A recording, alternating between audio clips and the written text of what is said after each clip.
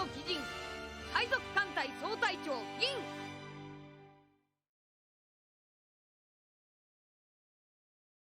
Welcome back to the Pirate Odyssey, where myself, Sour Lemon, and my co-host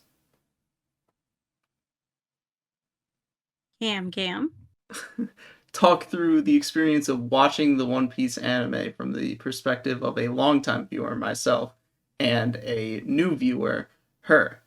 Today, we will be covering the Syrup Village and Baratie arcs, as well as Gaimon, whether she likes it or not. I hate Gaimon. He's such a loser. But we will get there when we get there. Okay. Yeah. To start out, I did have a question that I forgot if I asked last time, which was, what do you think about the difference between the manga and the anime, where they switch effectively the first two things that they show, Luffy's backstory and Alvida? Where they show Luffy's backstory first in the manga, and then Alvida, and it's the other way around in the anime. I do like, because I don't think I was looking through the manga, and I kind of skimmed the beginning, but I do like that the backstory in the anime is further along in the manga. I just think it fits better, just because we get that initial first impression of Luffy in the anime, that he's boisterous, he's loud, and he's a very like simple to the point kind of guy, and kind of has like this stupid kind of bravery about him. And then we see his backstory and kind of why he is the way he is, and who his idol is, and why he wants to be a pirate. So I do like that that is added in later. So It is interesting because they both have their pros and cons.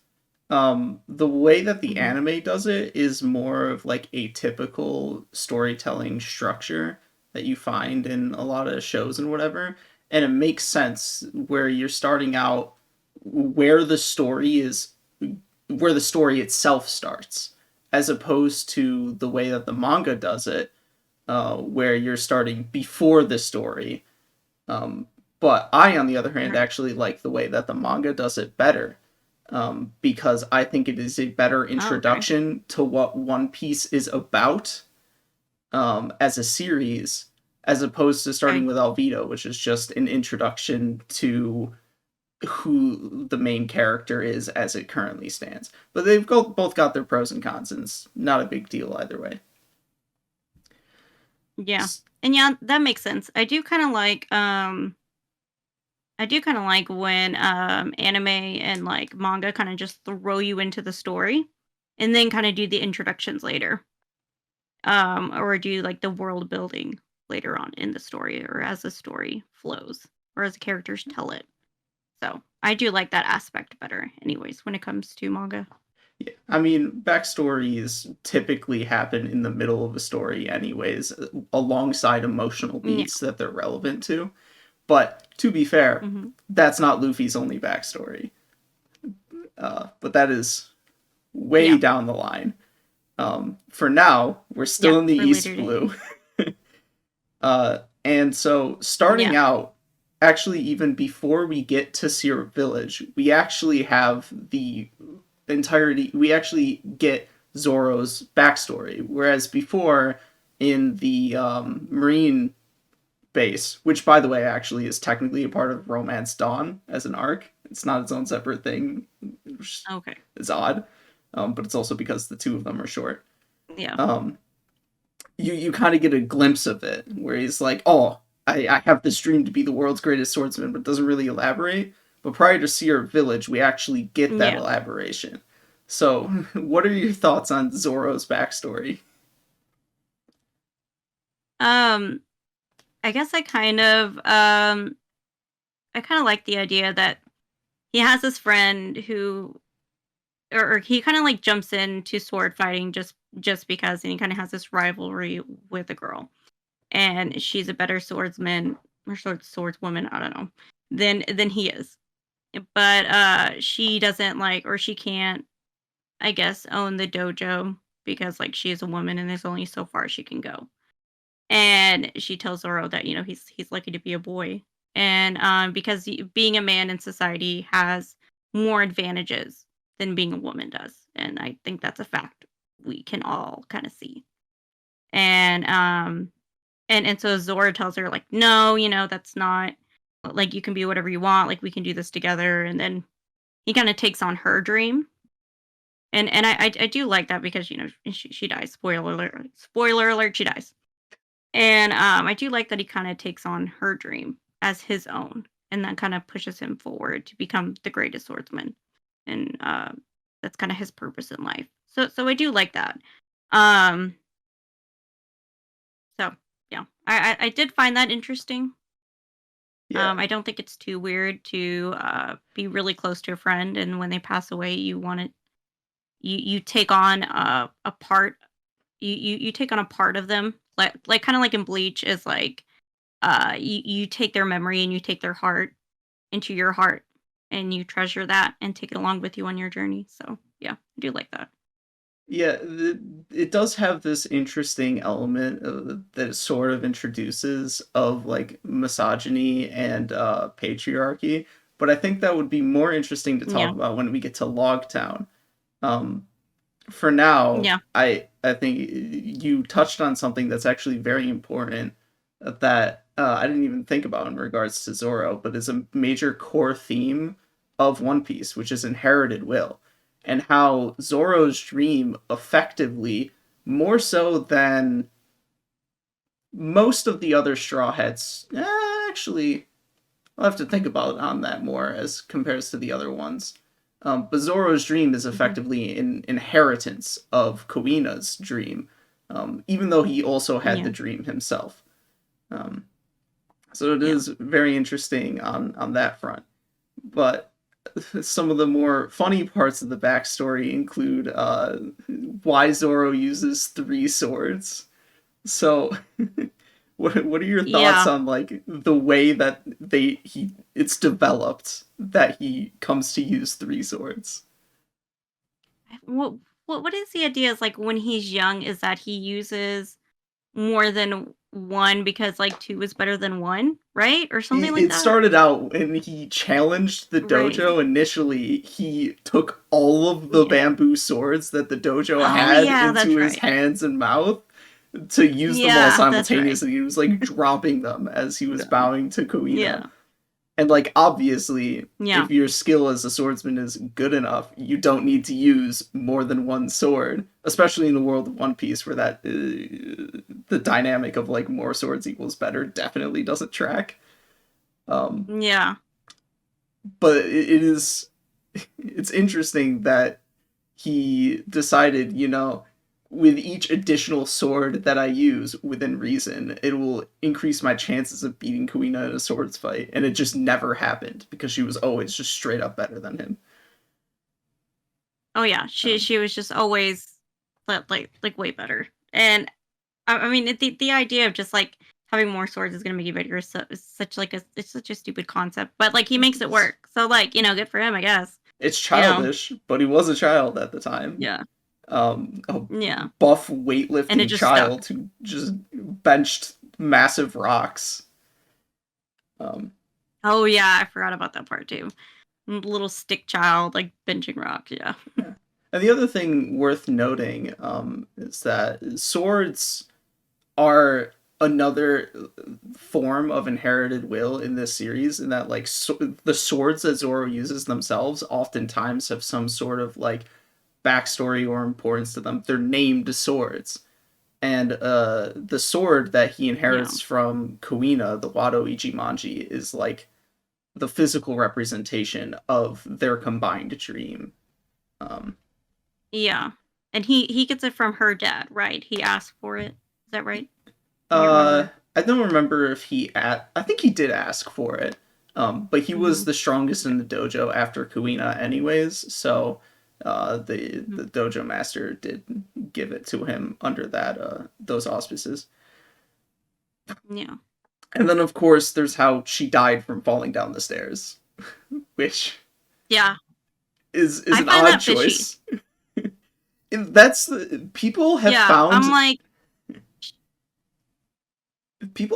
that I don't fishy. trust that. I don't know.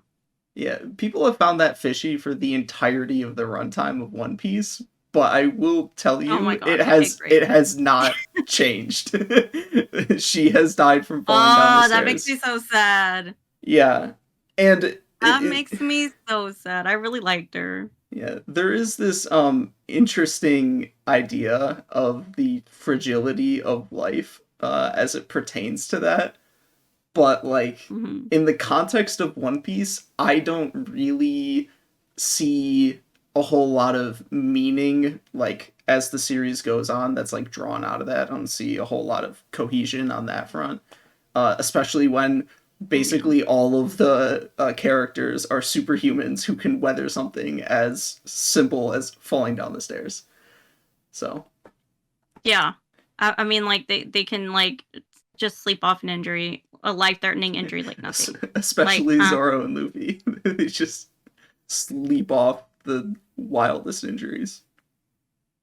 Yeah. It's like, it's just okay. And then she just falls down the stairs and dies. I'm like, why? Is it because she's a woman because of misogyny? Like, I don't understand. But okay. Yes. I'll take it. But I'll take Zoro, it. not a misogynist. Kind of. Yeah, he's like misogyny who? Patriarchy who? Not in my house. So good for Yeah. Zoro. We stand. Yeah. So now we move on to the actual arc, first arc that we're talking about, Syrup Village. So what are your initial thoughts of the Liar Village? I thought like the initial first thought was that it's like it's a cute kind of story. I do like Usopp. I didn't think I would like him and his like gang just because I normally don't like super cowardly kind of uh like liar like boy who cried wolf kind of characters, but I did like his character growth and development, and I did like some of the characters in the arc. So I did like it. I did enjoy it surprisingly. I didn't think I would. I did, but I did find this arc in the anime much longer than it needed to be. Oh yeah, it's Like, very much so the first um sort of really noticeable instance of padded out pacing um in the anime. mhm. Um it's still Yeah, not like like I the feel like worst it'll be, but yeah, like I feel like because what like they're in the town for maybe what a couple days, and yeah, or it feels it's like 2 or like in the 3 manga days it or feels like something a like couple that. days. In the anime it feels like 3 weeks just running through the forest, like trying to run away from the villains. It was so exhausting. And when we were clicking through the episodes, I'm like, we're what? We're still going? Is it almost over yet? Like it just yeah, it was a little tiring. there's a particular point that stands out to me in that regard that we'll get to.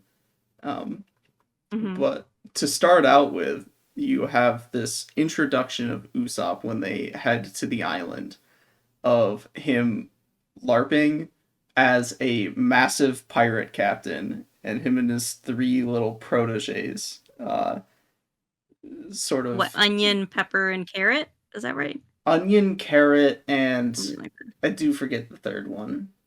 Um, it doesn't matter Maybe though. it's pepper. I'm not sure. I don't think it's Something pepper. weird. It's something But else. they're so cute. I really love them. They're my favorite. I really like kids though, so I really I think you said you're like you always like get all sappy and weird with the kid characters, but I just love them. They're just so cute, you know? Yes, you are.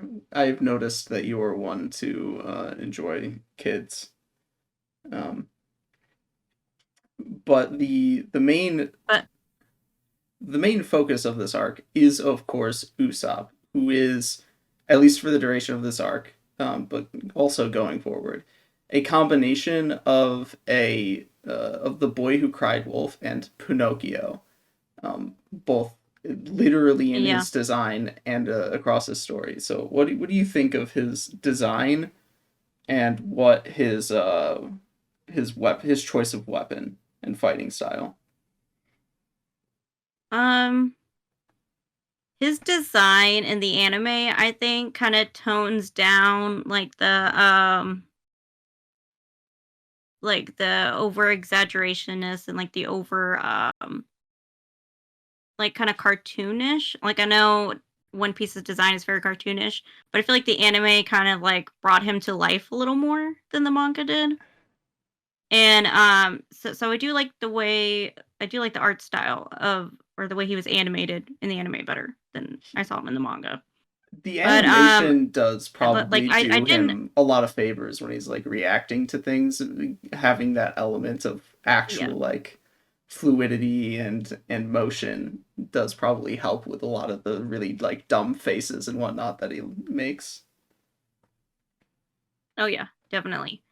And yeah, it's so I didn't so like based off his design alone, like the Pinocchio-esque design and his fighting style, like he tries to lie his way out of situations and try to act tougher than he is. And of course, like the opponents he faces and like Luffy and his crew are a lot tougher. They're like, okay, yeah, right. Like we can tell you're lying from a mile away. But And Luffy can't. he's never faced like yeah, Luffy and Nami like call him out. Like, okay, No, sure. Luffy is the one Like, who can't tell that okay. he's lying. Nami obviously knows Oh he's yeah. lying, and Zoro Yeah. mostly does as well. Yeah. And but you know, he's just like he reminds me of a kid that just wants attention, basically, you know. He doesn't we found out later, I'm probably getting ahead of myself that you know, his father's a pirate that went off, you know, so it doesn't seem like he really has a family. He just has these little munchkins like that are following him around. So he's you know, he's just like a lonely kid, like looking for attention. So I think that kind of tug at my heartstrings a little bit. So yeah, I do like his designs and like what are his attacks like? He does like the egg thing, right? And he He uses a slingshot what is it as called? The uh slingshot, which he does have surprisingly good aim, yeah, you know? Rotten Egg Star. We see him use a rubber band in Arlong Park. And And the like lead the star is the Tabasco main one, sauce. which is most like a regular old pistol shot. And somehow he's able to get Yeah. more as much force behind that slingshot as like an actual pistol, seemingly. At least Yeah. that's the way And that those little it's stick kind of arms. portrayed. Yeah.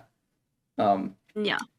It So I do like that. I do find that really unique. So So it would be one thing if he was simply like searching for attention, but I what I think is cool about Usopp is that it goes far deeper than that. 'Cause oh yeah. he's the son of a very famous pirate, one that Luffy even Yeah. personally knows. So there's a connection there. And his father is Yeah. himself, And as soon as and his I father. was gonna say, like, as soon as Luffy starts talking about Usopp's dad, like, Usopp just lights up, and he's just so proud of his dad. You know, Oh yeah, like any kid would be, yeah. and that I found that really sweet to see, you know? And his father is himself the sniper of Shanks's pirate crew. So uh, Yeah, Usopp kind of took after that, but he developed his own unique fighting style outside of that due to not having pistol weapons available to him and also being cowardly yeah, himself and a liar. So he like yeah, works around that. Um, So, and yeah, that's a very important thing to note for when we talk about the Kuro pirates, is that he has a lot of pride in his dad as a pirate. Um, yeah, but what's interesting about like the boy who cried wolf sort of storyline and what makes it really actually like emotionally affecting is that it all stems from the circumstances in which his mom died. because Yeah. Yasop had left shortly after Usopp was born because the sea was calling to him. Mhm. And then shortly after that, his mother fell ill and died. So what Usopp would do to try and cheer her up and make her feel better is he would say that pirates are coming into the village, and specifically that the red hair pirates were coming into the village, and that Yasop was coming back to like Yeah. visit them and to see his Yeah. wife. And so he carried, and his mother like took that in stride, was very happy about it, and so he carried that through to his daily habits. Activities. Yeah, daily activities, Literally. daily habits of yelling about pirates coming to the village. And I think the villagers almost take like pity on him. Like they know what he's doing. They know he's like doesn't have any malicious intent behind it. So they all kind of just like go along with it. You know, they yell at him, tell him to quit, and chase him off, and you know, Oh they're yeah, just like, okay, whatever. definitely. So I do like that as a community is that they he does seem to have like a good community around him that does support him and you know will kind of put up with him and his antics a little bit. So Oh shit, I forgot to hit the but record but button. but of course like we do see later that you know because he is a boy that cries wolf there is some repercussions behind that. Damn. I just realized I'm gonna have to rip the VOD from Twitch because I forgot to hit the record button, but it's fine. It's not a big deal. It's not Shut that up. different. It doesn't matter. It doesn't matter. Super Um, duper. yeah. Okay. Today has been rather scuffed for me, so it is what it is. That's okay. Yeah. So the other thing that he does as a liar is lie to Kaya about adventures that he's supposedly had at sea because she's feeling depressed and to make her feel better.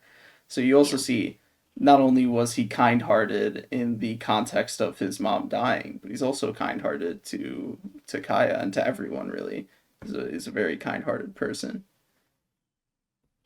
Yeah, and I do yeah, and I think you had mentioned too like in the anime like whenever he goes to her mansion and like she waits outside the window for Usopp and Usopp is like telling her stories about like him going to the island with like the fish poop and like the giant fish like the fish poop island and the giant fish or whatever.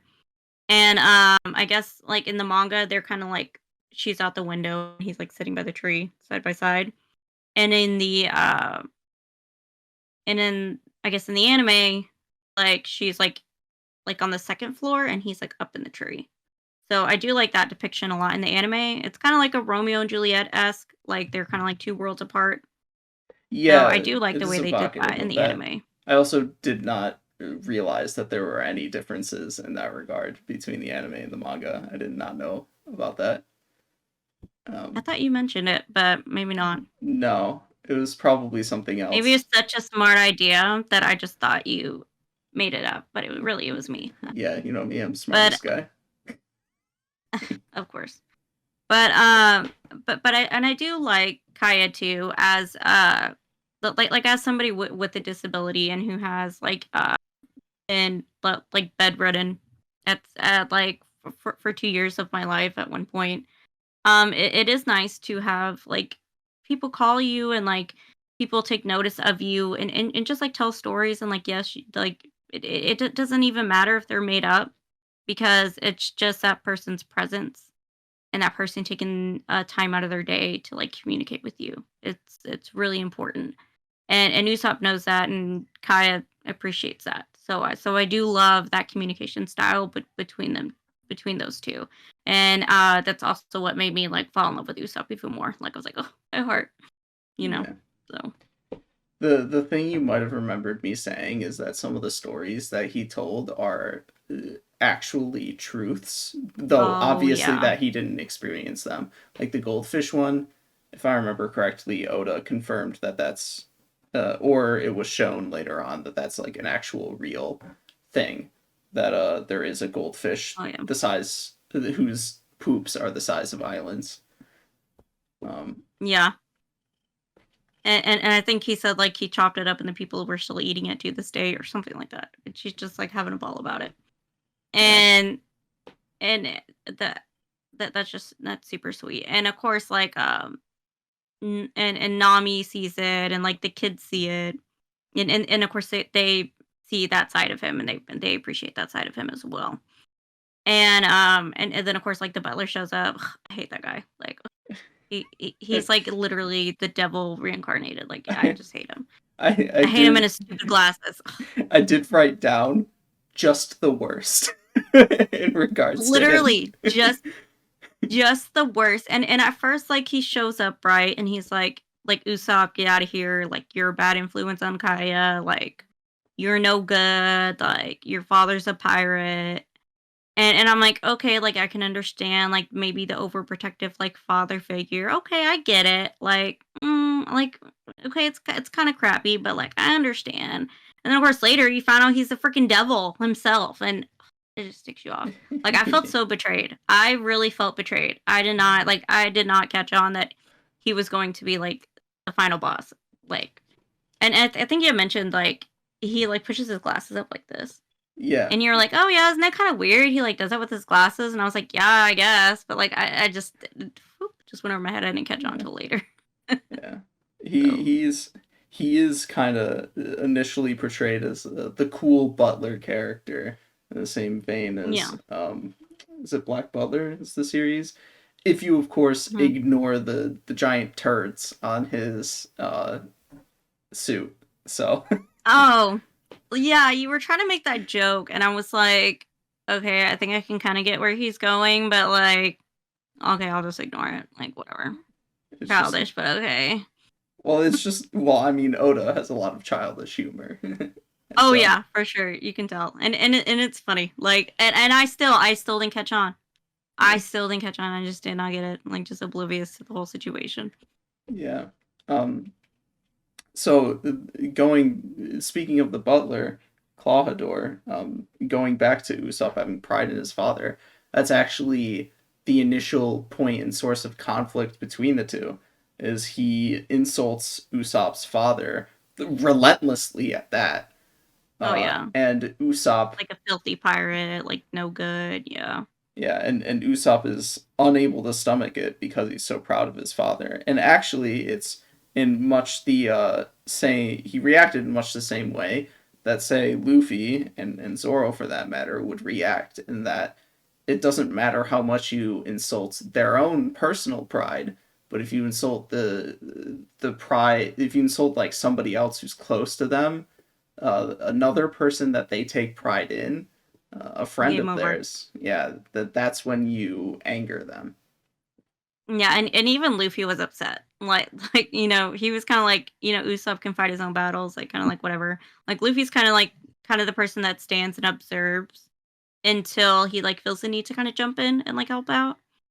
But whenever he saw Usopp get mad at like his, you know, his father being insulted, like Luffy's like, all right, let me get a piece of him, let me jump in. And Zoro's like, what you two, you want to fight too? Because the kids are all calling him names and Luffy's calling him names. Like, it's just funny. Yeah. You know. And so all throughout this time up into and through that point, you see sort of the progression of Luffy wanting to recruit Usopp.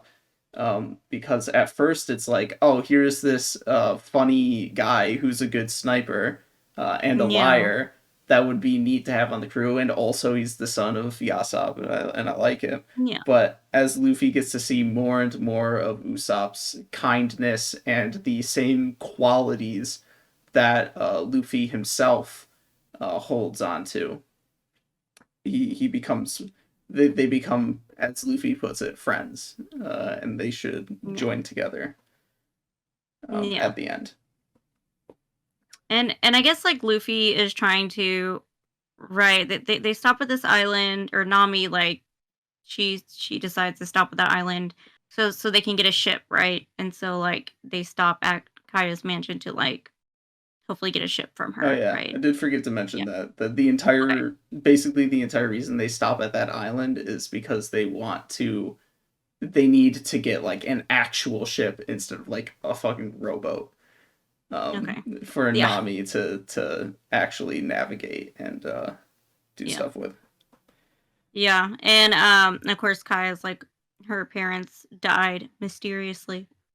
And she was left with a bunch of money. And so like she would have the funds to fund their ship. And of course they're not bad people, so they don't like push her to like get money out of her. They're just like, all right, I'm just gonna well, that's that for now. They do So yeah. show up at her door and are like, "Hey, can you give us a ship?" Yeah. I think Nami said that they could pay for it because she does have a Hmm. bunch of treasure from Buggy. Yeah. Um, but I feel like initially they're like, if we could get away with not paying it, then that would be Yeah. And pretty chill. yeah, and I think Luffy's like, we have a request, and she's like, oh yeah, well, what is it? We need a ship. We want a ship. Like, okay, rude. Oh, but that's just the way Luffy is. He's not trying to be rude. He's just like straightforward and Straightforward. to the point. Yeah.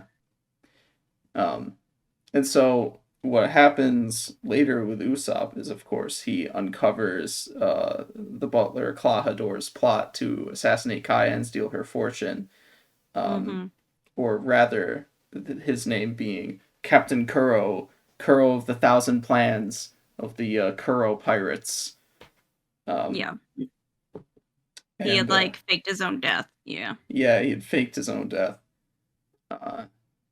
And so what happens when he discovers that is Usopp attempts to warn everybody, there's pirates that are coming to this island, the actual real pirates. And he's like desperate. He wants to save everyone. But as Kuro correctly pointed out, when he saw that Usopp discovered their plot, nobody will listen to him because he's the boy who cried wolf. Yeah. Yeah. Um, And that is like, it kind of shows like you kind of reap what you sow at the end of the day, like, and shows like you should, maybe it's not good to lie all the time, and like yeah. people will believe you. Yeah, treat lying a little bit more. Well, he was treating it seriously, but with, I guess, a little bit Yeah. more intelligence. Yeah, because there was a certain line that like he wouldn't cross when it came to lying. Like he doesn't lie about anything like malicious or that could potentially Right. hurt Yeah, people or get people hurt. Like that because was the line he drew. he would not have lied about Klahador attempting to murder Kaya. Oh yeah, It just that was because he loves true. Kaya. Yeah. But because of the fight they had, I don't remember if it was that same day or the previous day, she thinks that it was out of malicious intent and she doesn't listen to him. And it Yeah, and she like backfires. slaps him. Yeah. And after that, it really sinks in for Usopp, but he does a really interesting thing in which he's like, all right, fine. If nobody believes me, then I'm going to make it so that it was a lie. I'm going to make it as though this will have never happened. I'm going to stop these pirates before they come to the village. Yeah. Because they're all like waiting on the shore. Yeah. Yeah. So, and then there's like the guy who walks backwards that like I think like one of the kids like sees in the town or something. Yeah. Yeah. Django. Guy's such a weirdo freak. Like, oh, he gives me the heebie-jeebies. Now that you've brought him up, well, let's talk about the Kuro pirates, who we're going to talk about before we talk about the actual fight against them. We'll start with the two named but most unimportant Kuro pirates, Bucci and Sham. What do you think of those two? I feel like I don't remember them. I feel like they're so forgettable. Like I just remember the backwards guy. I just remember the backwards guy and then like Kuro himself. Like I just don't. Django and Kuro are definitely the two actually important ones, but Bucci and Sham are the ones that Zoro fights. They're the two cat people. See, it's just like I don't know. The fat one and the skinny one? No, nothing. Wow. That just goes to show how forgettable they are. And also, I think that's so forgettable. I do think some of that does have to do with the pacing later on, because it's like, get me out of here. Yeah, and now that I think about it, I think, of course, like, I think Zoro is, like, on the ground bleeding out for so many episodes, too, after their fight. I think that's what I remember. Like, his crumpled body, like, on the ground. Is what I remember. What's funny is that didn't happen. So It didn't. no. Oh my god! It must have happened in another fight because like I for some reason like Zoro's crumpled body is like in the back of my mind. He does get wounded by them, but he Maybe it's does with not Buggy. like I'm getting them mixed up. it probably was with Buggy because I don't think it happens in Arlong either.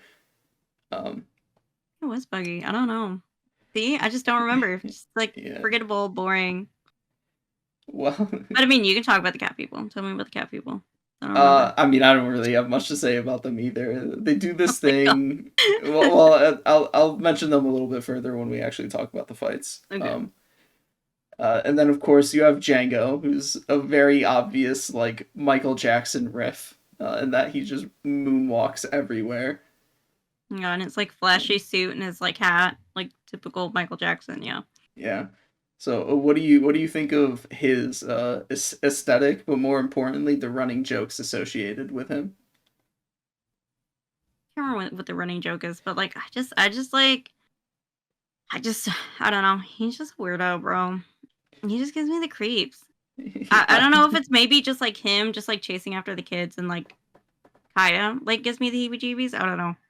And like he has that like he's like part hypnotist, and I think his job is like to hypnotize Kaya into riding Kuro into her will before she dies. Is like his point, right? Yeah, he was Yeah. also the one who was able to facilitate Kuro's plan to get fake his own death because he hypnotized one of Kuro's crewmates and a marine Oh yeah. into thinking that they captured Kuro. Yeah, that's right. But and then like doesn't he use it to like chop down some trees and Yeah, because his hypnotist ring is also a chakram that he is shockingly like adept at using, or rather they are shockingly like strong. It's people Yeah. that slice through a tree. like slice through a freaking forest. Like he's just chopping down a forest for like forever. It seems like. Django's actually a fan of deforestation. Honestly, yeah, that is shocker. But so he's trying to capture Kaya so he can like hypnotize her, and of course the kids like their kid's job is to like protect Kaya, and like We'll get there. Okay. I'm sorry. I just don't like him. He's just like, like I just don't think his powers are just like that great. I mean, they're funny more so than they're like cool. I didn't even find them funny. I just did Well, not find him like that compelling. Well, he's really not compelling. But the thing that is funny about him, at least for me, is the running joke of him falling for his own hypnotism. Oh yeah, that's right. I think he like falls over at one point. Like yeah. He constantly gets himself to fall asleep when he does the hypnotism to make people stronger and go berserk. He also goes berserk. And he just kind of like sucks at his own powers. Yeah, that's right. And then also Luffy falls for it every time as well. Oh yeah, that's right. I think it's like on the beach. I think I remember him falling for it. Oh yeah, He because like fell asleep Luffy to fall and down the Usopp, cliff. Yeah, they fell down the cliff, and they were like, "Oh my god, he's dead." And Luffy's just like snoring away. Yeah. At the bottom of the cliff. Yeah. Oh my god. Yeah. But yeah, I'm just like, he's just like not interesting, I guess. Yeah. And he's not as funny as like Buggy's crew. Like Buggy's crew were just freaking hilarious. And I guess that goes with the whole clown aesthetic. I don't know, maybe just like the clown aesthetic better. That's like the circus act. That's fair. You like the clowns more than the Michael Jackson. Yeah, I think that's my deal. And also definitely more than the cats. Yeah.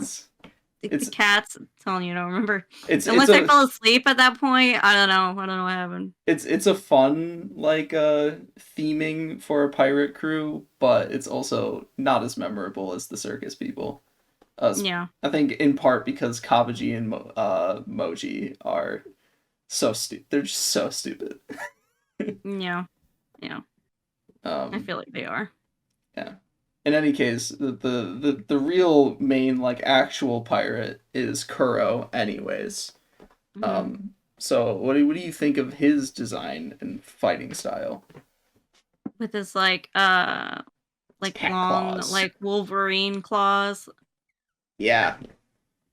and and he's just evil, man. Like he like his crew, like he tells his crew he like hates them, and like he like willingly like slices and dices them just so he can like slice through the enemy and like kill the enemy. He has like no regard for like other people's lives. Like, oh my god, like I hate him. At least Buggy didn't try to like kill his crew, you know? Yeah, this is like there are two major points of contention between Hmm. him and Luffy in regards Yeah. to, of course, what it means to be a pirate.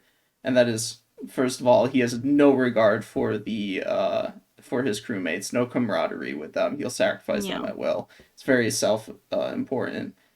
And Hmm. then the other part of it that is more hammered on in the arc is that he is prideless in being a pirate.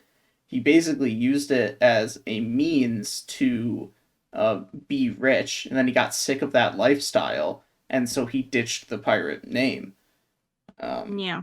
and Luffy is like, what kind of a person? Why did you become a pirate in the first place if you have no pride as a pirate? Yeah. And I think like after like Kuro tells his sob story, I was just like, okay, whatever, cry me a river. And then He's and then I think also my initial such a dick in regards to that sob story too. yeah. I think what Because is he's like, oh, I want to become a part of this island. I've come used to the peaceful life, and I love the peaceful life, and I just want to chill here and be one with the villagers and whatever. And to do that, I'm going to kill the mistress of the mansion, kill most that of the everybody loves. villagers, and kill all of my crew. Yeah. And like like life is fine. And and I was like, if you don't want to, no, like he's going on with Subster, and I'm like, this sounds like it's all your fault. Like like you made your bed, now you gotta lie in it. Like that sounds like your problem, bro. So true. Deal with it. And I think Luffy basically said the same thing, and I was like, oh, see, me and Luffy, like we're on the same train of thought, Yeah. you know. Um, So yeah. See, he's just like not as like he's just pure evil, and I just think Buggy, he's just like compared to Buggy, he's just like not like he's just on a different league of like evilness than Buggy, I guess you could say. Speaking of cats, I don't know if you have the actual stream pulled up, but I had been Mm-mm. playing with my cat basically this entire time. You just Oh yeah, my like I'm like moving around in my chair because like my doggy is like asking for pets. So yeah. Damn, you're not even watching my video camera, even though I'm staring at yours. No, I'm sorry. You just have to see my ugly mug while I'm not looking at yours. Sorry. Yeah, bit unfair. Me. Anyways, Kuro's nickname as a pirate was Kuro the Thousand Plans, but like Hmm. some of that kind of I feel like comes into question. It's not like super accurate because first of all, he was pretty reliant on Django's hypnotism for his plans. Yeah, None of them and were Django's like like particular. unreliable. Yeah, Django's So unreliable. unreliable, and none of the plans were like particularly smart. I don't think, Yeah, um, no. especially with Mm, how much of like a failure the plan to assassinate Kaya was, and not even just because of Luffy's intervention. He also just straight up failed to kill Mary, the sheep-looking attendant guy. Oh my god, I hated that. I really thought he was dead. I really thought he was dead, and He I was does. so sad because I loved him. He does, for all intents and purposes, or like as Yeah. how the show shows him. He does die in the live action because Mm. after he gets sliced and diced, he does not show up or like talk or get mentioned. Well, he does get mentioned, but he does not show up again after he gets sliced and diced. So he does Man. seemingly die in the live action. Well, thank God for the anime because I really loved him. I mean, he's such like a good person, you know. Like Yeah, he's the one that truly loves Kaya and who's actually like been there for her. Oh my god! And then like Kaya, like she going back a little bit, like what I think it's like Kuro's like what is it, his birthday or like his like anniversary of him anniversary being of there? staying at the mansion, I believe, third Yeah. year. And she's like, "You push up your glasses all the time. Like I bought you properly like fitted glasses, professionally fitted glasses." And I was like, Yeah, because and we he also presents him and then just breaks up. yeah, and we also talked about like how it's understandable and cool in relation to his fighting style that he would push them Yeah. up with his palm, but we talk about how that's just like a really shitty way to adjust your glasses on your Yeah, face. like he does it with one hand and then he does it with both. And I'm just like, bro, you're killing me. It's totally awful. And then during the fight with Luffy, they become like cracked or damaged or whatever. And it's like, well, I guess you shouldn't have broke your previous glasses, even if you win this fight. Yeah, for real. You should have stuck them in your pocket. Like, I bet those cost like thousands of berries, like, loser. Yeah. Well, he's a dick, and he's kind of stupid. I don't think he's actually that smart, even though he's supposed to be in 1,000 plans. Yeah, I just think everybody that he fought was stupid. I just think the Navy and the military were stupid. Well, the Navy I think is all the also pirates were stupid. the Navy in the East Blue, except for Smoker, is also like totally incompetent. So Yeah, so I think that's what the real problem here was. So yeah, whatever. Hate him. yeah. So, what do you recall of the setup to the ultimate conflict with the Kuro pirates, and like how it's framed and like who fights when? If that's descriptive enough. That is not. So like what happens is that the pirates are going to. There's only two places that the pirates could come to shore and head towards the village, and Usopp chooses the wrong one, and he's like, "Oh, we need to go to." I forget which cardinal direction. Sure. And he's like, does he run the wrong way at some point, or Luffy is a dumbass and he just starts running when he's told the cardinal direction. He doesn't know which way it is, and he's like, I ran towards where it felt colder because it's the northern shore. Yeah, oh my god. Yeah, it's not how that works. That actually just reminds me of the conversation Shanks had with Buggy, where they're arguing which is colder, the North Pole or the South Pole. Oh yeah, so dumb. Yeah, it's so stupid. And then Nami being a selfish ass who is more concerned with whether or not her money gets stolen than actually like resolving the conflict. At least he goes to the ship, with how it's set up. Not just that, she kicks Zoro down onto the grease that they had laid in the shoreline on, so it takes a while to struggle to actually get back up. I forgot it. Then he's trying to climb up the ship, right? Yeah, he has to stick his swords in the ground to climb up. Oh, maybe that's what I remember of like crumpled body. Maybe that's the kind of vibe I'm getting from just maybe sliding up and down the shoreline. Yeah. Oh my god, I can't believe she did that. Wow, Nami, way to go, girl. But she ended up, screwing herself a little bit because it then was left to her and to Usopp to defend the village by themselves without either of the two strong people to do the fighting. Yeah.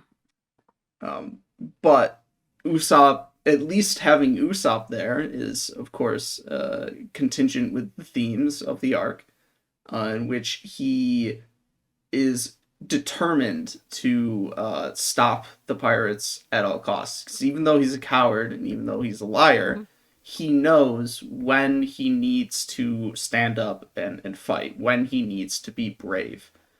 Even though his head gets walloped with a stone hammer, in classic Usopp fashion, as you will come to see, he stands back up even though his skull is in tatters, like actually cracked and shattered. Yeah. And I do like that about Usopp. He's kind of the person that just like he gets in his head too much. Like Luffy doesn't get in his head at all, and neither does Zoro. They just kind of like literally, Luffy does not use his head. No, he does. But... I mean, they dive in head first. They're like, "All right, we gotta fight. We gotta go help somebody." Like, "All right, let's go." Like we're down. And which Usopp's the complete opposite. Like he gets in his head too much. He overthinks it. He gets nervous, and I think a lot of people can kind of relate to that feeling. I know I can a lot. But he eventually, takes him a minute, but he does find his courage to get back up and like do what needs to be done at the end of the day. And so I do admire that about Usopp. At the end of the day, he is like a courageous person and will get things done. So Yeah. He's a cool guy. I like Usopp. I will say, by the way, Usopp is one of the least liked Straw Hat pirates by I people who like the know. series because he's a coward. He's kind of a lot of people see him as annoying because of his cowardice and constant like complaining and Mhm. stuff, but he really is deeper than a lot of people give him credit for, and also because of the personality that Oda gave him, he is used as the crux for a lot of jokes, a lot of Yeah. rather funny jokes. Yeah, and I do think Usopp is hilarious, man. Like we'll talk about the later arc, I guess, next week. But man, in that arc, he's freaking hilarious. Yeah. Are you talking about He's so Logtown funny. or Arlong? Arlong.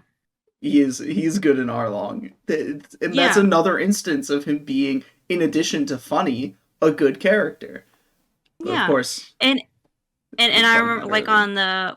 on the Walkie Talkie podcast, like our guest Jess, she also streams on Twitch, and she was saying she didn't like Usopp, and I was so sad. I was like, dang girl, like I love Usopp. He's my guy, I Yeah, really love him. He's definitely he's definitely one of my favorites so far. Like Nami's a close second, but like yeah, he's definitely one of my favorites so far. yeah. So,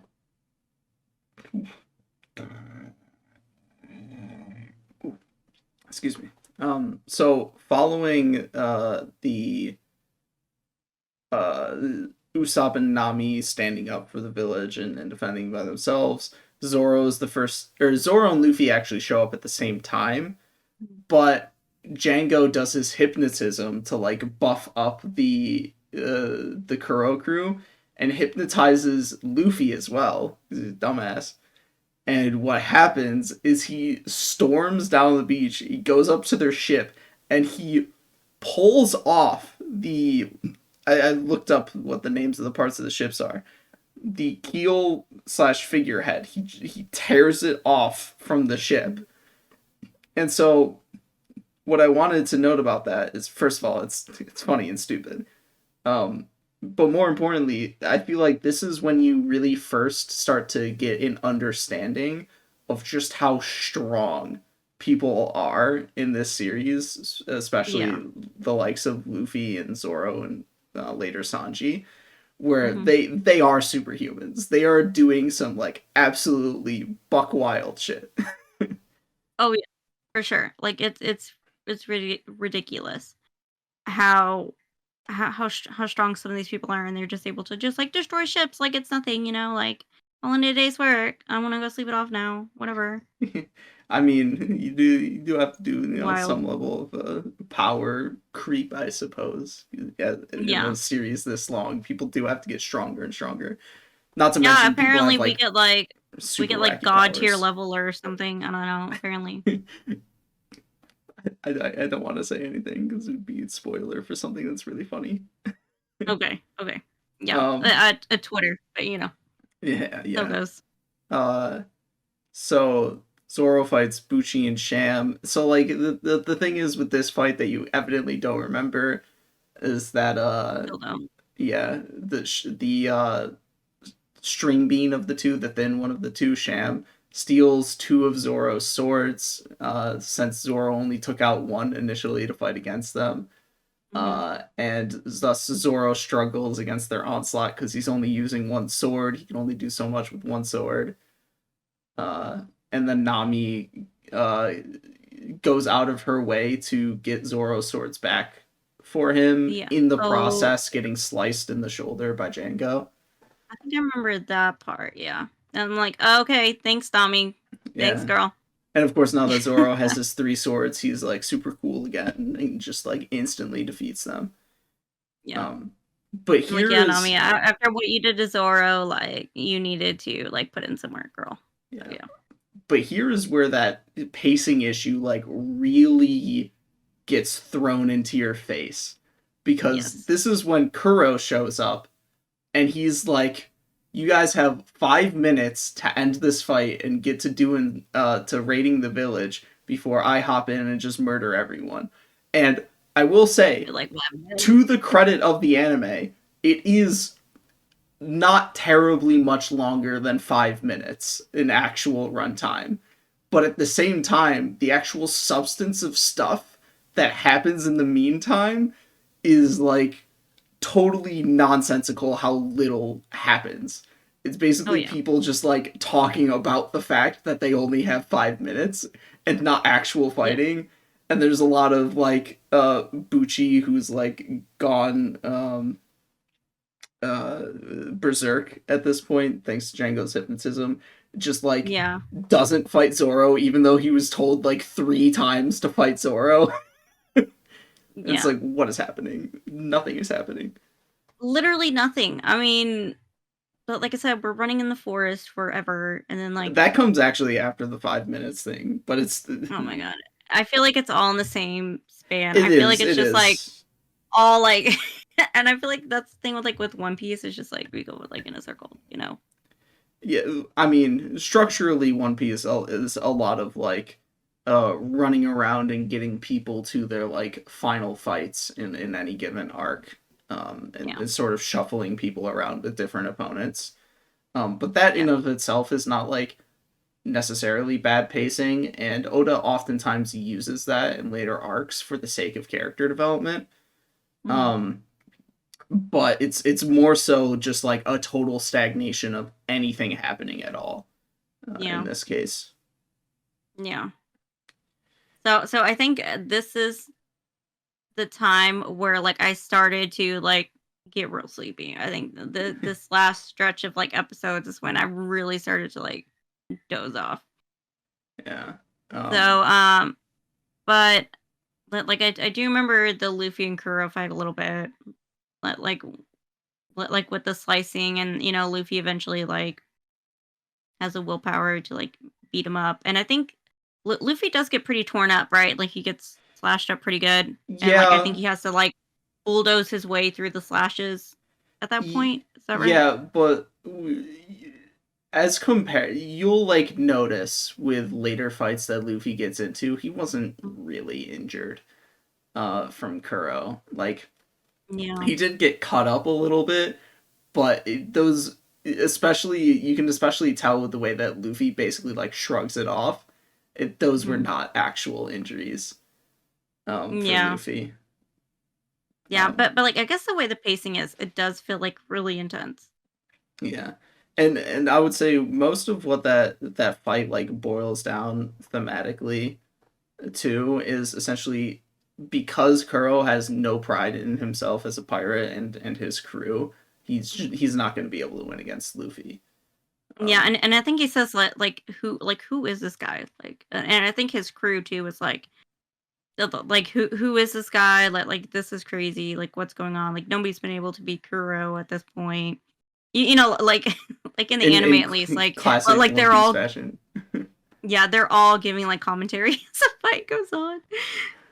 Like it feels like they're giving a play by play, you know, like with the popcorn out and everything. And the climactic way it ends, like there is an iconic shot there that you might not have felt was iconic, was the Gum Gum Bell, the final headbutt. That's like the resounding conclusion, sort of I do iconic remember that, moment of that arc. but it didn't feel so iconic. I guess I think I was just kind of like, oh god, thank God it's over. Yeah, it's finally over. I think is how I felt, because just like like I do like it thematically, but I was mostly here for Kaya and Usopp, I guess, and like the Munchkins. I was like mostly here for them. Like Kuro and his gang, like were just like nothing to me. Like I think Kuro is important, and of course he's given right time, and it's important how much of a dick he is. But the rest of his crew is kind of like whatever.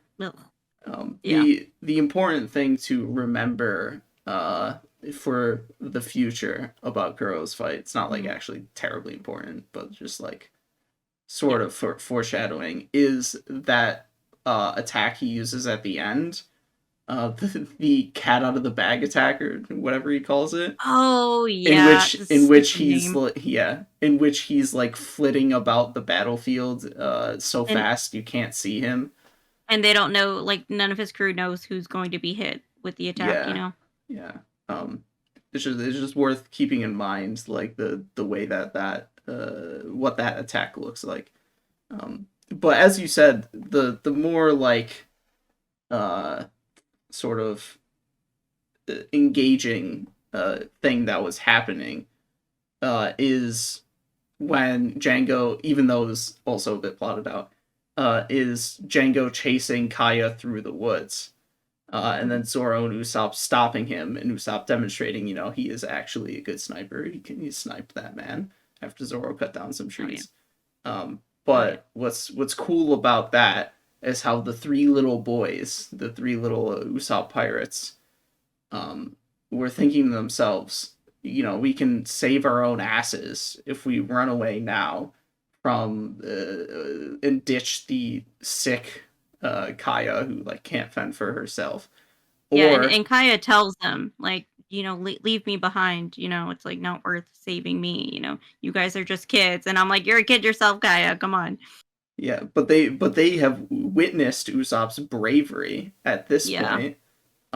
And they, especially in retrospect of how initially they were also led to believe the pirate thing that was a lie from Usopp, um, and that Kuro coming to murder Kyle was a lie, and so they're Hmm. like, "Damn, this guy we've been following around, he kind of sucks." But then they see his bravery and that he was telling the Oh truth, yeah, and that's and right. they're like, no, this guy is really cool, and they decide to, take after him and sort of take inspiration from him and stand up to save Kaya. So Usopp is also a very inspirational person.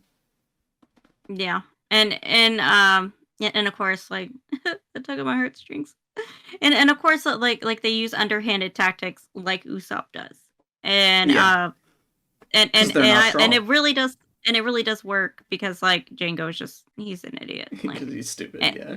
yeah, and because like I guess adults don't really expect those kind of tactics when they're Well, but they're like kids. So well, of course they're gonna use what they can. you'll see throughout One Piece that really Usopp's tactics mostly only work against dumbasses. Okay, never mind then. I was trying to give the kid some credit, but I was trying to give Django some uh, credit, but and guess not. it is often entertaining what he does, but you kind of notice in most of the fights that he takes part in, he's his opponents are fucking idiots when he's like manipulating them and doing certain attacks against him. Yeah, Chu and that's true. Arlong is one of the few exceptions to that. Um, Yeah. so uh, we've talked about all like the main stuff in the arc, and Luffy wins the fight, yada yada yada, and then of course, thanks to saving Kaya and all that stuff, she gives them the Going Merry, which will serve as the ship for the Straw Hat Pirates from now on. Yeah. And and I guess it was the stress of everything that was like that was making Kaya sick. So like now that she doesn't have like all the stress upon her, like she's able to like become well again, and she has like this new lease on life, and she wants to become a doctor and wants to help The the way town. Yeah. it was described by the show is that the death of her parents threw her into like a depression that Yeah. severely affected her physical health, Yeah. and it was not so much like the sort of shock, or I already forgot the word that you used to describe it. Stress. Um, yeah, it was not so much the stress of all the what the Kuro pirates were doing that happened, but so much as Usopp inspiring her Mhm. through his Yeah. bravery and through his kindness that sort of cured her physical ailments and also subsequently inspired her to study to be a doctor. Yeah. It's like having a good community around you that really helps you, like, uh that can help you become well again, not just physically but like mentally. And Yeah. so, like, it just shows that Usopp, he is a good community member and he should be loved and respected. Okay? Like, I will fight for his name at this point, period. I like describing him as a community member. Yeah. He is a good community member. Okay? Yeah, I mean, Period. to be fair, the townspeople do like miss him when he doesn't shout about pirates every morning. One of the Yeah. people is like, I "Where's mean, they're that like blasted ready. kid at?" Like, yeah, Yeah. it's so quiet in the morning without him. It's kind of unsettling. Um, Yeah. So and he has but such a presence about him that he is missed. I And mean, and that's why and his so it does proteges take up the mantle. yeah. And of course, like, it's so cute. I mean, he does kind of dismiss them as the pirate crew, and they decide to kind of go on and do their own thing, and they kind of take on his teachings and like decide to do whatever they want in life. And Yeah, it's, like, so cute, he taught them so many good lessons in life, and they're gonna take that and hopefully teach it to other people yeah, and be good community members themselves. yeah. Community members. Yeah, Now, to my memory, they never cut back to Onion, Carrot, and whoever the I other think it's one is. Pepper. I'm pretty sure it's Pepper, but I'll double Uh, check. yeah, they never cut back to those two, but they do cut back to Kaya, as you've seen before, because Yeah. Kaya is, plot wise, far more important than them. Even though now that we've gone over the arc, I almost feel like thematically the little kids, the Usopp pirates, are more important. Um, Yeah. but only within the confines of the arc. Um, Yeah. in any case, the way that Usopp joins is, of course, I find very funny, where he has the massive backpack filled with stuff, and he No, yeah. trips He and can't even rolls get out of down the his hill. house. Yeah, yeah. So he rolls like across the town down the hill, and Luffy and Zoro just casually stop him with their feet, but like Yeah. happen to kick him in the face. His face. Yeah. Like, not even his backpack. I was like, oh, they're gonna stop his backpack. No, just straight in the face. Like, okay, of course. Yeah, I don't know why I was expecting, like, a less of a, impact, but yeah. typical. Yeah. And then, of course, even though Usopp intended on like striking out on his own as his own pirate captain, Luffy and Zoro are like, "The fuck's wrong with you? We're fun friends now," because they saw like how brave and how kind he was, and how good of a fit he would be with them, and that they're friends. And so they're like, "Get the fuck on this boat." It's like, "I'm captain now, Captain Usopp." And Luffy's like, no, but okay, you can still come. Yeah. And and and even Zoro's like, you ain't my captain, sorry. I mean, Usopp is the one who ended up drawing their Jolly Roger, so Oh yeah. And like he like oh my god, of course Luffy, like, he's can't just a get me to terrible draw nothing. artist. He came up with the design idea though, so Yeah. So good for him on that part. But yeah, but Usopp did do his part drawing the flag. yeah, And so yeah, I of course I love Kaya that she stocked their ship for them too. She gave them a ship, stocked it full of food and like everything they could absolutely ever want on a pirate ship. They got it. So like yeah. I love Kaya. Although you do need to go a little overzealous on the food to feed Luffy in particular, and Oh overzealous yeah, on the alcohol to satiate Zoro. oh You'll yeah. see he becomes more and more of an alcoholic as the series goes on. Honestly, that doesn't surprise me having to deal like with all the crap they go through. Like yeah, I think it probably would be too. I mean, I think it's more so because he's like the cool guy of the crew. I'm a cool guy, so I'm the Yeah, alcoholic. Okay. yeah. I mean, to be fair, he does never get drunk, but he is constantly drinking. So, Yeah. And um, yeah, and I think like whenever they land at the island, like Luffy's like, "We need meat," and and he's Zora's like, like, "We need yeah, booze." yeah, pretty much. Yeah, Like food and booze is all they think about. Yeah. Yeah. I'm like, yeah, you always need a woman around to like wrangle up men and be like, no, we actually need like other things that are more important. Hello? Well, Sanji will serve that role in terms of food, but Nami definitely is in control of the finances, Yeah. as we'll see Thank in God. Logtown. Um, Thank God. it's got its own downsides, such as 300% interest. Oh yeah. Oh yeah, that's right. Duh. I forgot Yeah. about that. So yeah. But moving on, we have Gaimon on, I believe it was called Treasure Island, though we Yeah, probably yeah, won't talk yeah. about it for very long because Because it's it's only one like one or chapter, I two think, right? episodes. I think it's Yeah, one chapter in the manga. it's only I like think one. I It's like one episode as well. I think I'll look through it like quickly because like Gaimon's just so forgettable. Just like that man. Yeah. And so like this arc is on the island. You got a bunch of funny looking animals. And you Yeah, got they're all like weird hybrid looking things. They freak me out. They just ooh like yeah, they ooh. like I hate them. there are a lot of series. The main one that comes to mind being Avatar: The Last Airbender, where like the animals that they have are crossbreeds between two different animals. But Yeah, but at Oda, least those kind of look cool, you know. yeah, Oda They're not all being derpy. yeah, Oda being Oda, the way he designed his animal hybrids was in like the most weird way possible and like Yeah. just odd looking way possible. There was the did you say it was like a bear crossed with a giraffe? Um It kind of looked like a giraffe bear, but like I don't know, that giraffe thing was real freaky. there's I don't think, yeah, there was the gorilla hippo as well. and there There was was a like a snake rabbit. chicken. Yes, think grab, and there was like a chicken there was like a four-legged chicken. I don't know, Yeah, four-legged rooster. I think. yeah, they were some funny looking animals. Uh, I hated them. I don't know, like they just gave me the heebie-jeebies too. I don't know. and yeah, and they're led by a funny looking chest man Yeah, who larps as God when people come yeah, to his island very yeah. poorly.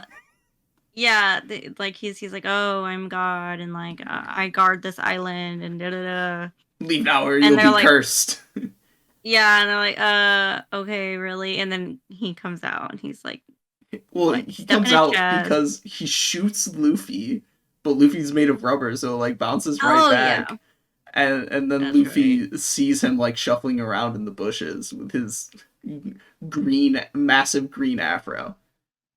Um, Oh yeah, that's right. And he's like a little dwarf because like half yeah, his body's stuck in a chest. which is the case because he fell off a cliff and landed inside of an empty chest. 'Cause Yeah, because he that was like, somehow ends up that way.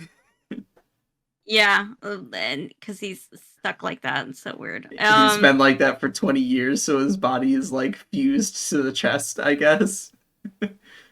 So weird. I just whatever. And It is very funny to see him running around on the two little legs.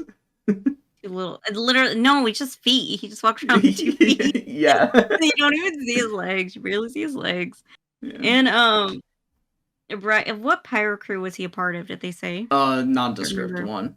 If they said Okay. what it was, then it doesn't matter, to my knowledge. Oh, did my camera stop? Yes, it did. Okay, hold on. Okay, There this you one's go. like poor quality, but that's just gonna have to do for now, I guess. My phone shut off. Damn.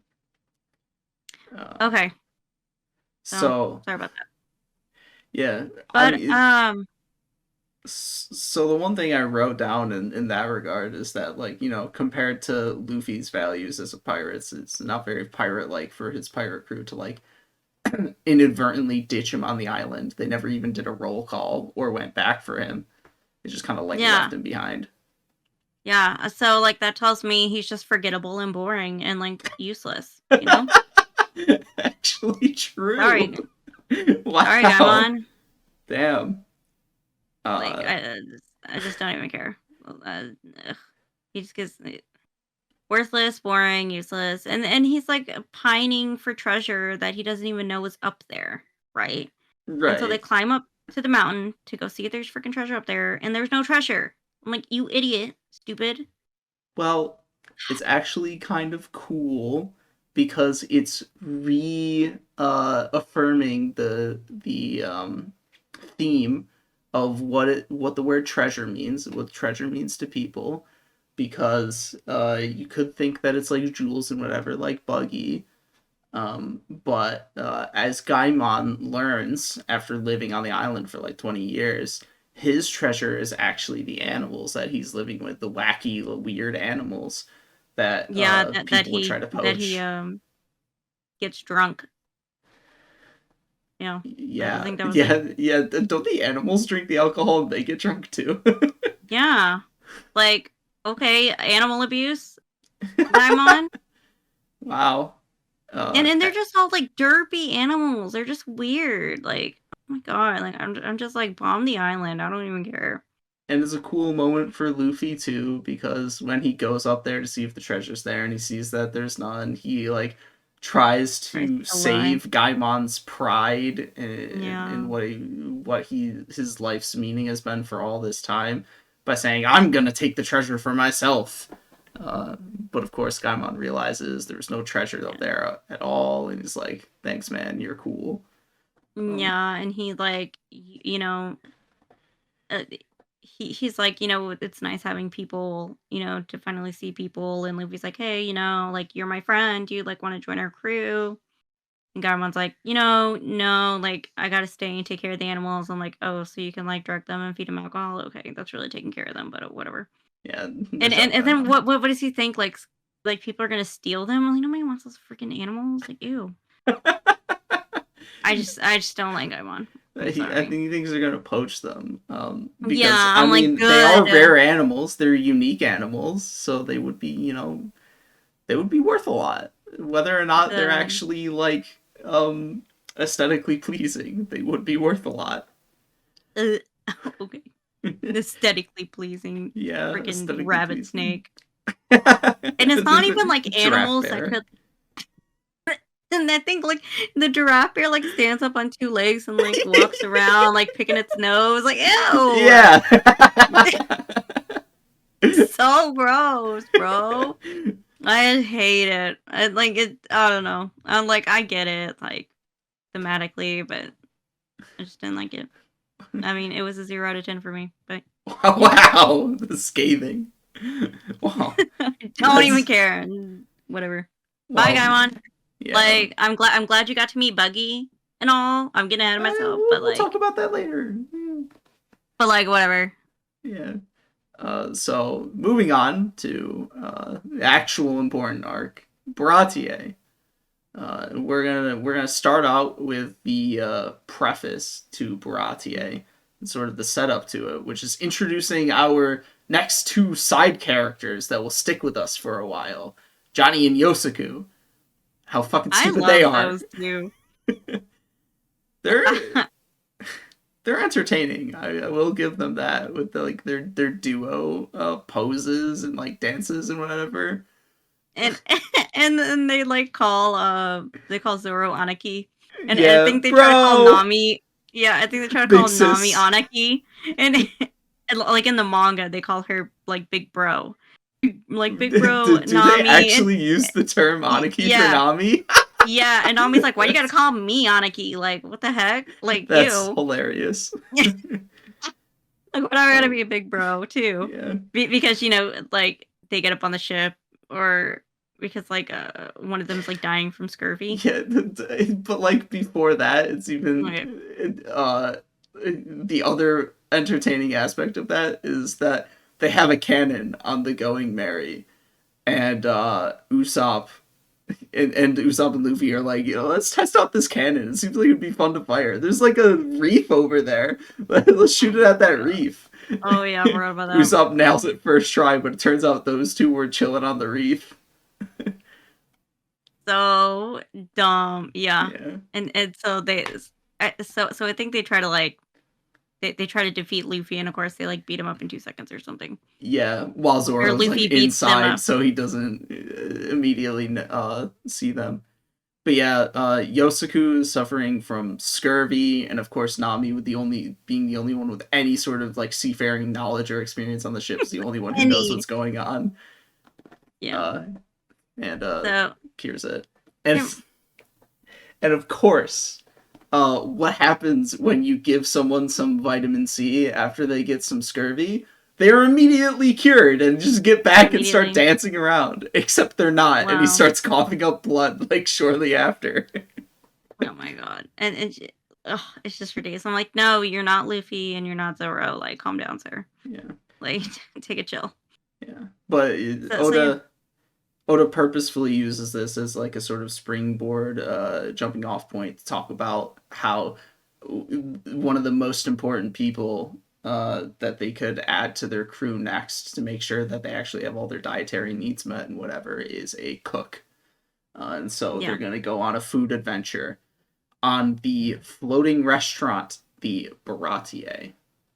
Yes. So which I do like the idea of a floating restaurant, like a restaurant at sea.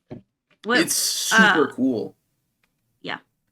And it's like I wouldn't say I was kind of thinking like you know what, as like a world that's like covered by seems like mostly sea. It is mostly or mostly water. On the water. There's tons of pirate ships. Yeah. Mostly pirate ships floating around. Like, of course, there would seem to be good money, like opening up a restaurant, on the sea. Like, duh. Yeah. So, yeah. And it's actually one of the main things that I give the live action credit for is making the Baratier like visually dope. Yeah. It's super cool to see like an actually realized. I'm sure it was only like partially built. I'm sure they didn't build like a whole ass ship. But like a fully realized sea restaurant. It's very cool. Yeah.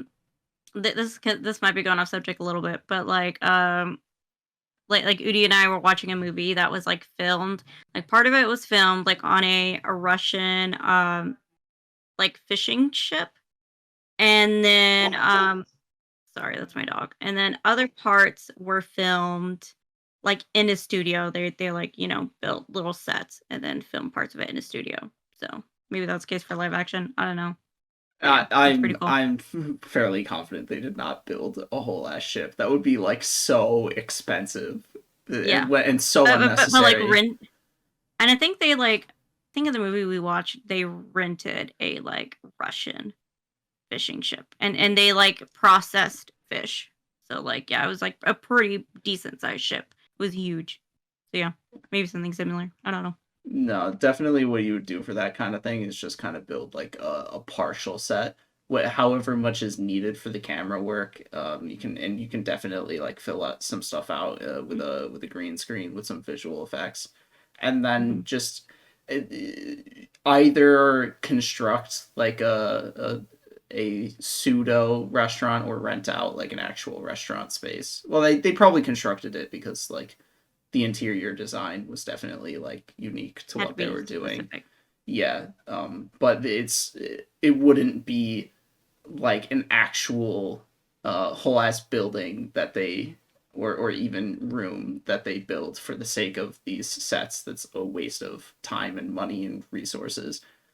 It would be so cool though. Bummer.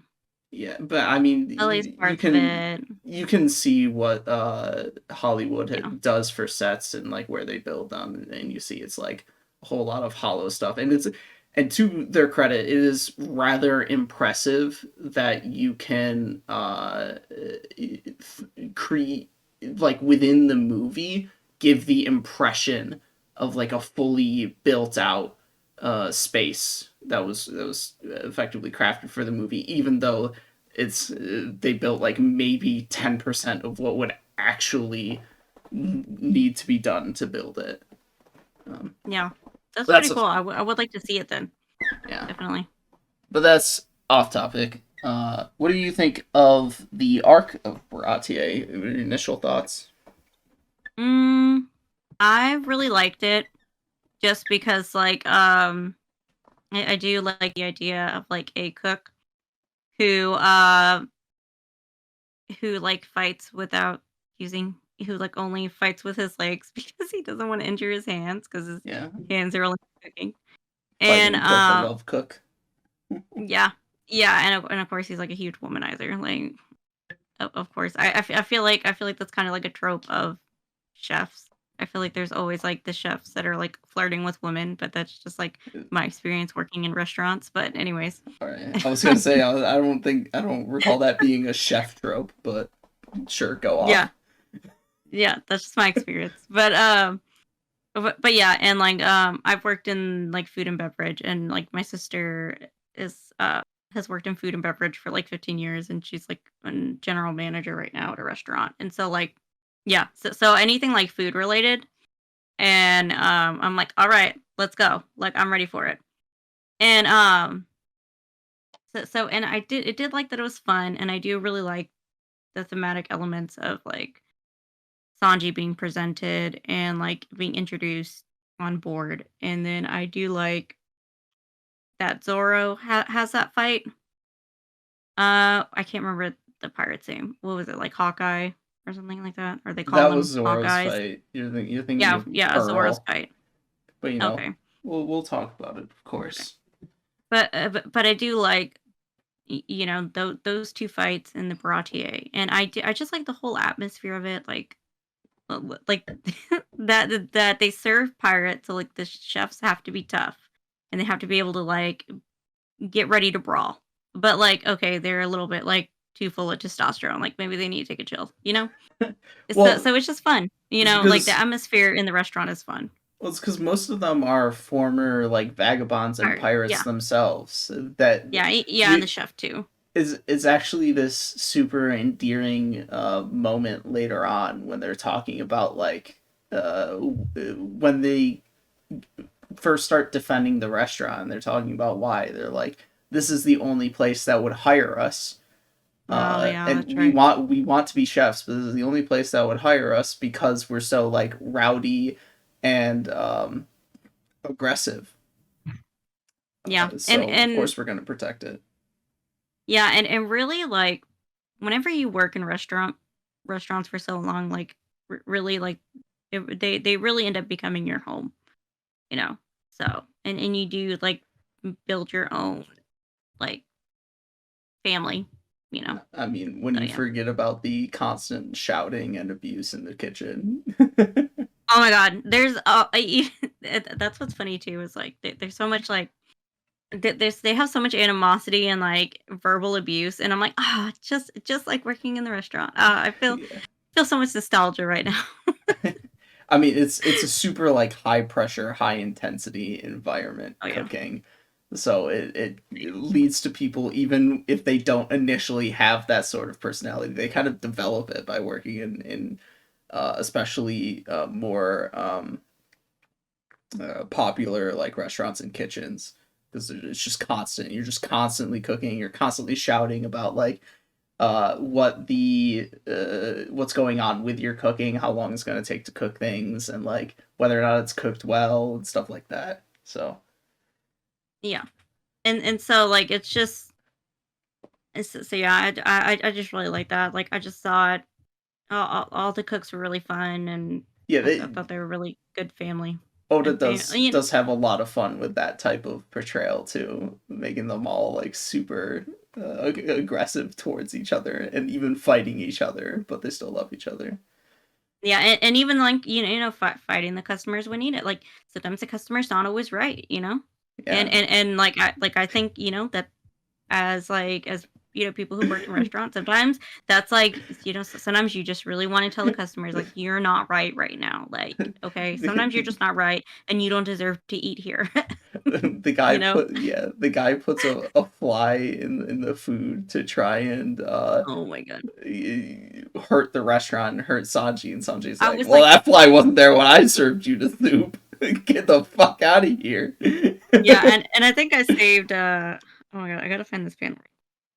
Um, I sent it to my sister, and she was cracking up.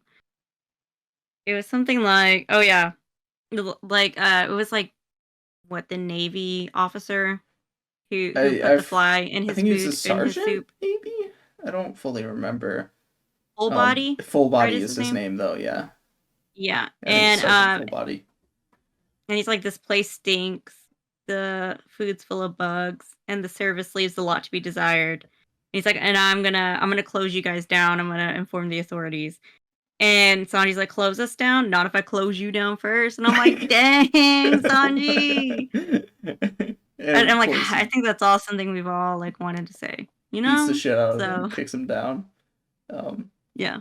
And everybody's like, don't do it. So yeah, it's just like a great opening oh yeah, for like everybody in the restaurant was like actually cheering him on, and it had nothing to do with him even being a Marine either. It's just like a part of the show sort of atmosphere that the Baratie has developed, where it's like fights are expected and almost a part of the entertainment of eating in that restaurant.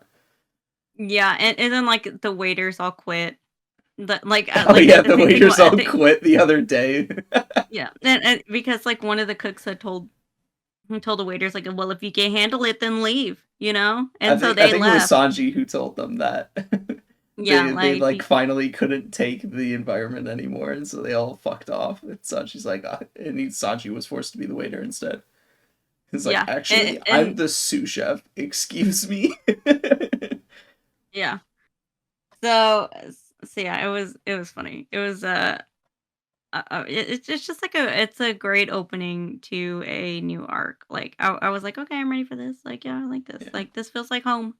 But even It that feels like a wasn't. toxic home, you know? Yeah. But even that wasn't the opening, because the Mm-hmm. opening is that same Marine first Full like body, yeah. yeah, he sees Luffy's pirate flag and Luffy's like, yeah, we made it like 2 days ago. And he's like, Oh yeah, he's fucking nobodies, let's go, my date to the restaurant, but sink that ship. And so they yeah, fire he's so yeah, they yeah. fire They fire the cannon, and then and Luffy, Luffy's of like, course. I'm gonna use my rubber powers to deflect it. And of course, What? because he's using the ship as leverage, it breaks under his grip. So he immediately damages the ship that they literally just got. So the cannonball ends up being launched towards the Baratie and landing in Zeph's personal quarters. And just injuring Zeph and like destroying the restaurant. And so he forces Luffy to pay reparations, but they have no money. So Luffy has to work as a chore boy. But what's entertaining about the scene is Luffy is like trying to negotiate him down the amount of work he has to do, because he's like, a year is too Yeah, long. I want to go to the Grand Line. I can't keep like my crew waiting. I can't wait around myself. Is trying to yeah, negotiate down Zeph, who's like, dude, you have to pay reparations, man. yeah. And then Luffy, because you know he's got one leg. Luffy's like, oh my god, I took your leg too. Oh And he's yeah, like, oh, no, this is already like this already happened. yeah, It's hilarious. And of course, the chef's like beating him up the whole time. You know, he's kicking Luffy yeah. around. Kicking him with the peg leg, just knocking him on the head. So funny. Fucking Like idiot. yeah, it's great. You know, it's a good time. Zeph is And fantastic design and character, man. yeah, and it's like The stash goes down to like his waist. yeah, and it's like the typical kind of like old guy that you know has like gone through some stuff and has like been through a lot, you know. So yeah, and not like he don't play, like he's not here to play. Yeah. And so and so like you know, Luffy of course has to become the chore boy, like no matter what, and so he reluctantly does it. But And also, then he's a yeah, terrible chore boy. He's like actively oh man, damaging or he was inflicting more damages than paying off. he was stressing me out. He was stressing me out, like just watching him, like because he's listening to the cooks talk about Sanji and how Sanji like he's been there the longest, so he's the chef, and that and that he wants to like own the restaurant someday, or he's next in line to own the restaurant, you know. And so he's listening, and he's breaking all the dishes. And I'm Yeah, like, he's stop. going to wash the dishes. He'll wash them down, and he'll just drop them and instead of like put them away. They're I'm like, like, he's they ask him how many dishes you broke this way. And he's like, I was supposed to keep track. oh my god. Oh, he stresses that. Luffy stresses me out sometimes, man. I just And then can't. initially, even before that, he's watching them cook and he's like rocking back and forth in a chair while picking his nose while just like watching them work. Oh yeah, and they're like, what are you gonna do? Just watch it work? Like, go do something. And then I think he's like, well, I'm just gonna clean this, and it's like something hot. And he touches it and throws it and wastes all the food. I'm like, no. No, I think it was he went to go like eat some food or something. Oh, okay. And it was too hot. And then he also, when they made him a waiter, when he went to go serve some food, he also went to like eat it off the plate as well. And they're like, "Stop that! It's not your food."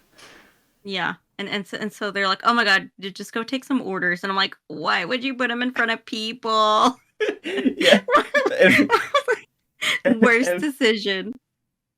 and of course, it leads to one of what I consider the funniest bits, at least in early One Piece, when he is talking to his crew sitting down and eating the restaurant. And so while Zoro, Nami, and Usopp are sitting there like talking to each other, and Zoro's got his like eyes closed while he's talking, Luffy picks his nose and takes out a booger and drops it in Zoro's drink. And so while the other two are holding back laughter, Zoro like goes to pretend to like about to take a sip of water to drink the booger, and then he just forces all of the water down Luffy's throat. Oh god, it was so funny. I think I was dying laughing. I think I was like, wait, go back. I was like, and Luffy's like, how could you? Why would you do that? And Zoro's like, why would you do that? They all have like the best looks on their faces, and the voice acting is just they're laughing so hysterically.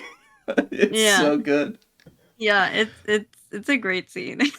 and you know, they're just in like an establishment and they're just all acting wild. Yeah. So funny. And he's like, I'm slaving away back here and you guys are eating without me. I'm like, yeah, because you shot a cannon through the ceiling or like through the whatever. Like, come on now. Yeah. Well. Oh, but like the way Sanji is kind of introduced, I kind of liked because like he it's cool. Because like the military officer, like full body, whatever his name is, like he comes in with his date and like the wine. He tried the wine. Like he's like, oh, this wine smells like this, and like average it's wine like connoisseur. Yeah, and he's like, oh, this wine is from here, and like it smells like this. Oh, and this is the name of the wine. And Sanji's like, oh, you're dead wrong.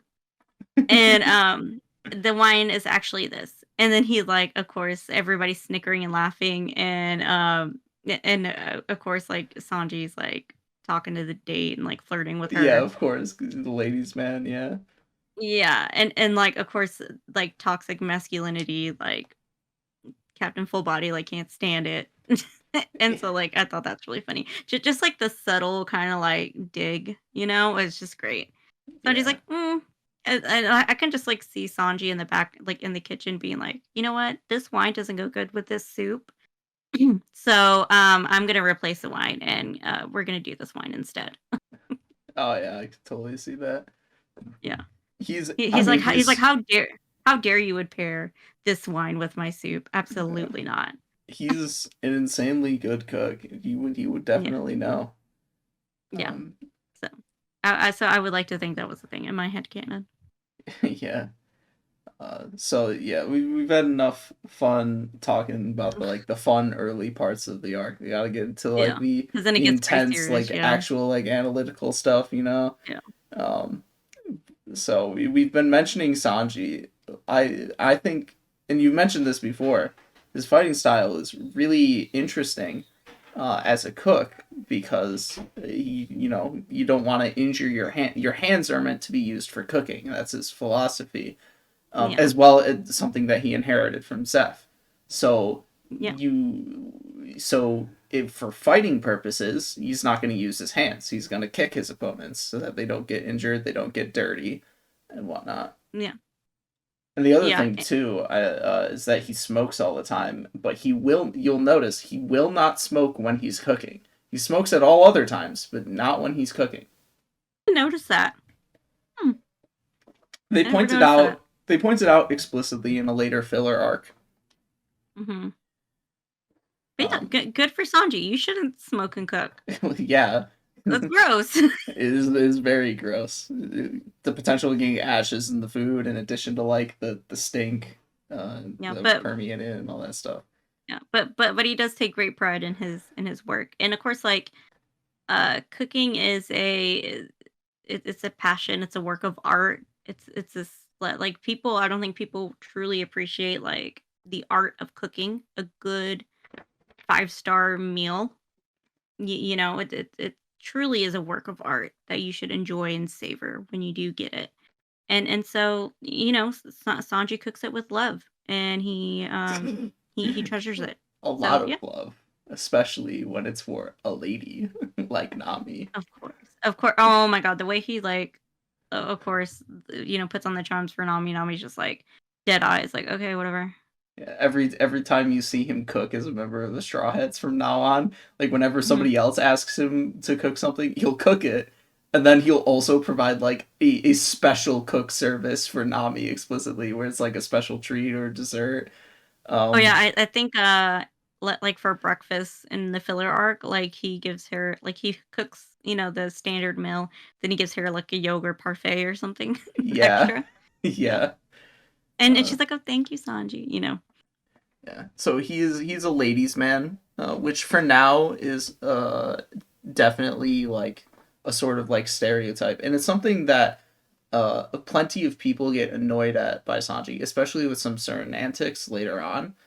Of him because he is in some ways misogynistic because of the way that he treats women, and it's Oh kind yeah. of kind of gross at times. Yeah. I But can I can I can see that. There's some it's like standard anime trope. I mean, you have yeah, like Jiraiya and Naruto, like, yeah, especially like in the 90s and early 2000s. Like there were some very misogynistic, like womanizing characters that like kind of took it a little too far, yeah. so Um, yeah. but there is more to it. It'll just be quite some time before that will really like pick apart and analyze whether or not he really is misogynistic. Um, and go into details on that. The Hmm. most important thing about like his personality, though, is that he will feed everyone, anyone, regardless of circumstances, and also that you should always clean out your plate. You should never leave food behind, no leftovers. And Yeah. that is because of his backstory uh, in the Baratier. Um, Yeah. And so yeah, I do yeah, I do like that part of his backstory, and I do like that about him. It's very endearing. So so yeah, I mean, let's talk about its backstory yeah. because this is one that's shown to us rather early on into the arc, um, before any fighting even occurs. Um, and so, what do you think of Sanji's backstory, just overall? Um, so I can't remember like I can't remember like if like I know his mother died and they were like attacked, right?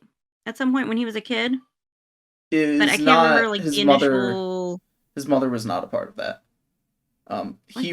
He was simply a like assistant cook and or chore boy as a boy on a ship. I think it was just a regular old ship. It was not navy. It was not a pirate ship. It was just like a regular old like Oh yeah, okay. um ship. Uh, And then Zeph, who this is also like the real start of a lot of like world building as well, especially in this arc. Zeph, who's coming back from the Grand Line, that at this point everybody is constantly harping about how it's a pirate graveyard, um, assaults the ship for supplies, Yeah. but it's in the midst of a storm, and the storm, destroys the ships, and everybody dies except for Zeph and Sanji. They get stranded on a reef. That's right. Yeah. And I guess like they're waiting to be saved, so they're shipwrecked, and like they're like the Zeph splits up the food, and really he like leaves himself with no food, and he leaves Sanji with the little that's left. Yeah. Yeah. We'll first though, let's talk about Sanji's dream, and how that influenced that circumstance in particular, which is to find the all blue, which a cook and or fisherman's dream of all of the fish in the ocean being able to exist in one place. Where like all the fish from different parts like meet all together, right? Yeah, and they all congregate like in one place. Yeah. Or something. And of course, most people think of it as a fantasy, as like a childhood dream. It's the entire reason Sanji even learned about it in the first place is by overhearing a couple cooks talking about it. And he latches onto the idea, and he's like, that's awesome. I want that. Yeah. And what's important about that is that when Zeph assaults the ship for supplies, Sanji stands up to Zeph, because he wants to find the all blue for the sake of his dream. He says as much.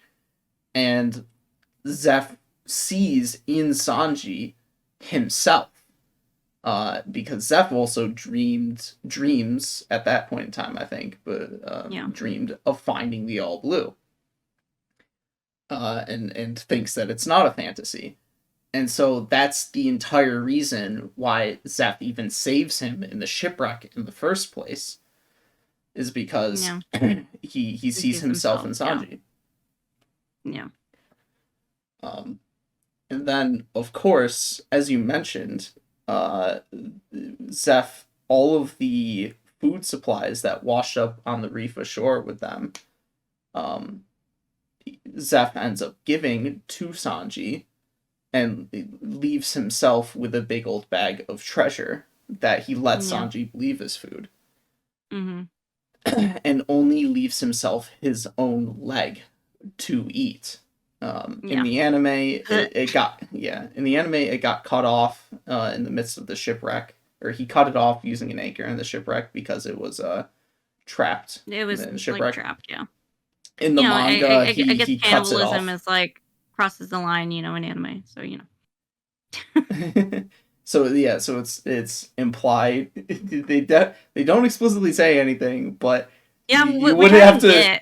You would have it went to over my head. It did go over your head? I mean, when Sanji says, how did you live all this time? And then the camera points to Zeph's missing leg, it's kind of obvious. It wasn't, I don't know, I was just, when it just went over my head, I guess. Like, I guess because, like, in the anime, like, his leg, was, like, cut off. And then I'm like, so what? Did he, like, lug his leg up to, like, up to the surface? Like, I don't understand. I don't get it. Or was his leg, like, half dangling off, so he just, like, cut the rest off and ate it? Like, I don't understand. That's logistics. Yeah, don't worry about it. Yeah, so maybe that's why I was like, I'm confused. I don't understand. So, yeah. Yeah. And so I think the anime just confused it for me a little bit. But in the manga, like, yeah, it's, like, it's far more explicit. To my knowledge, they, like, show a bloodied sharp rock that he presumably cut his leg off with.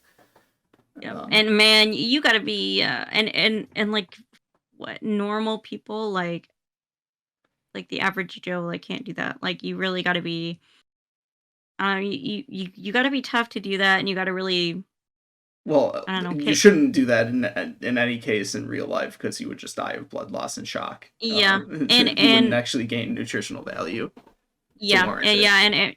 yeah, and from what I think I told you, like from what I read, like you shouldn't like for anybody listening, like if you're ever like in a plane crash, like don't eat your body parts because like you don't gain nutritional value from like eating your own limbs apparently. So yeah, At so like least eat somebody else's limbs. I guess I don't know. at least not to warrant like cutting them off in the first place, and also Yeah, like yeah, you might try to avoid cannibalism as much as possible. You don't want to get yeah, mad cow the equivalent of mad cow's disease for humans. yeah. That is a no go. Yeah, not I'm sure not that anybody needs that disclaimer. But you never know. I mean, like it's happened before.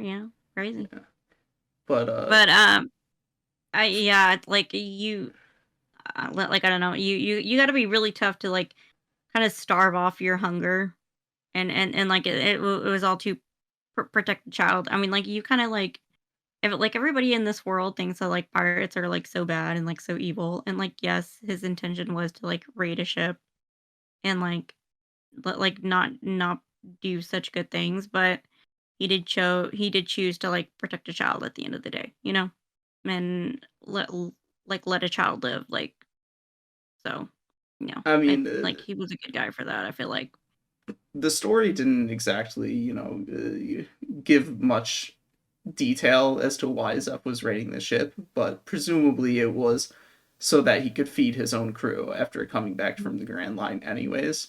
So it's like it's still kind of shitty, but like not uh, morally abhorrent in the same way a lot of the pirates not like that the Straw Captain Hats fight are. Kuro.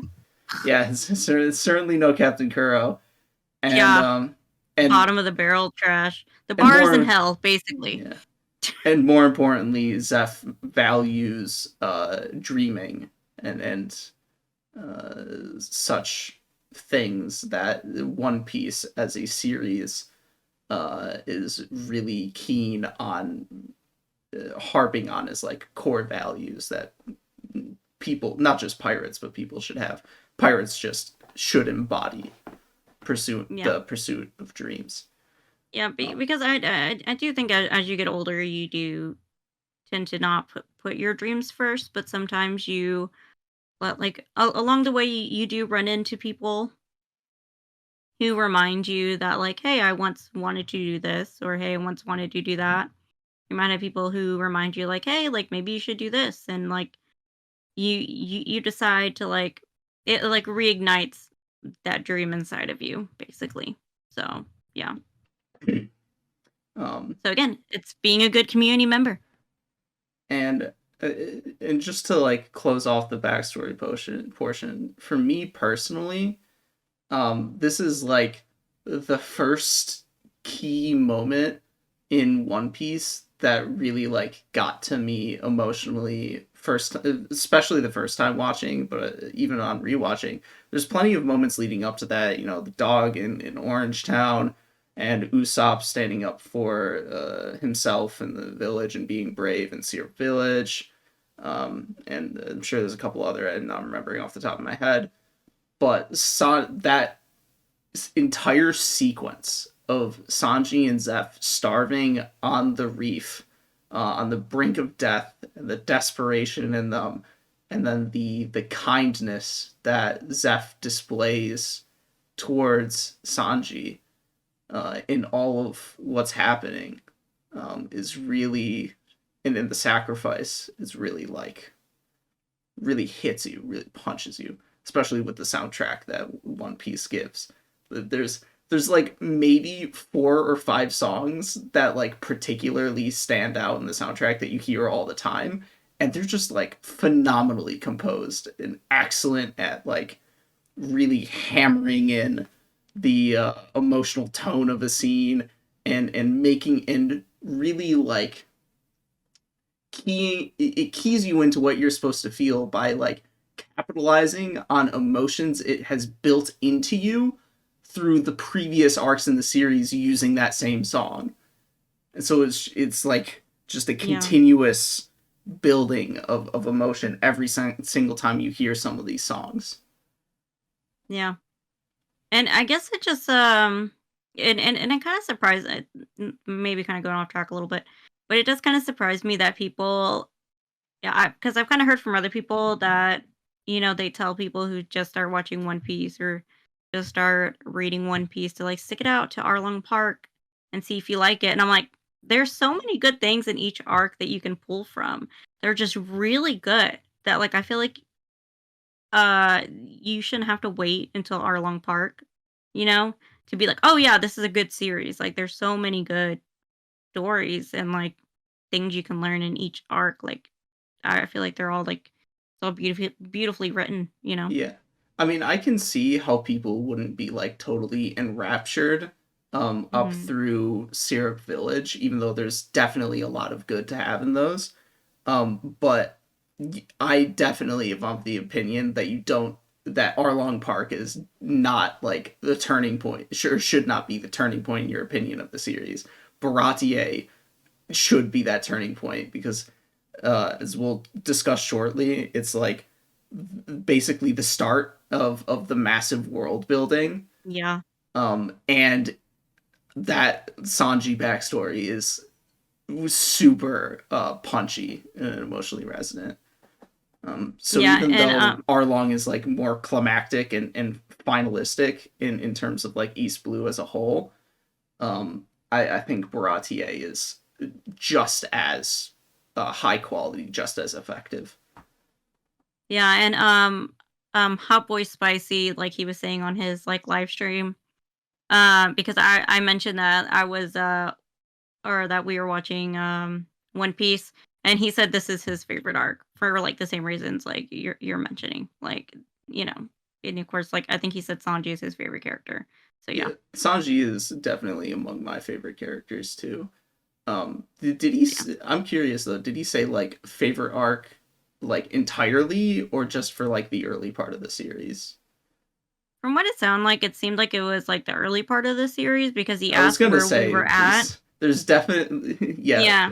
up to the point that we're at. Like I am definitely in agreement that Hmm. it's my favorite up to the point that we're at as well. But there is the later arcs are definitely better. In part, in a lot of ways, because they're longer, so they cover a lot more like stuff, a lot Yeah. more themes and characters and details, so they're able to do more. But you know, Bratier, it's just it hits different, man. Yeah. And I feel like yeah, I feel like it doesn't hit as hard for me, but like I mean it's still good. Like I mean, of course, like I mean I love Sanji as a character. He's great. Yeah. And And his backstory just makes him and the chef's dynamic like so much more endearing. Like that they wanted like or that the chef decided like you know let's build an inviting place. Let's build a restaurant on the sea and let's feed and let's just like create a place to where like basically like there's an option for who anybody if anybody's hungry, they can come and eat basically yeah, on the sea. in part because Zeph is like older, but also definitely in part because he lost his leg. Zeph and also because Sanji is like the next generation of somebody to inherit his will, to inherit his dream. Yeah. He shifts his perspective and his dream to be like, you know what, I am going to open up a restaurant at sea so that to help at least mitigate people starving at sea and make sure people have a place to eat and stay so that they don't have to experience the same stuff that me and Sanji went through. Yeah. And And also and, because it's and fucking it cool.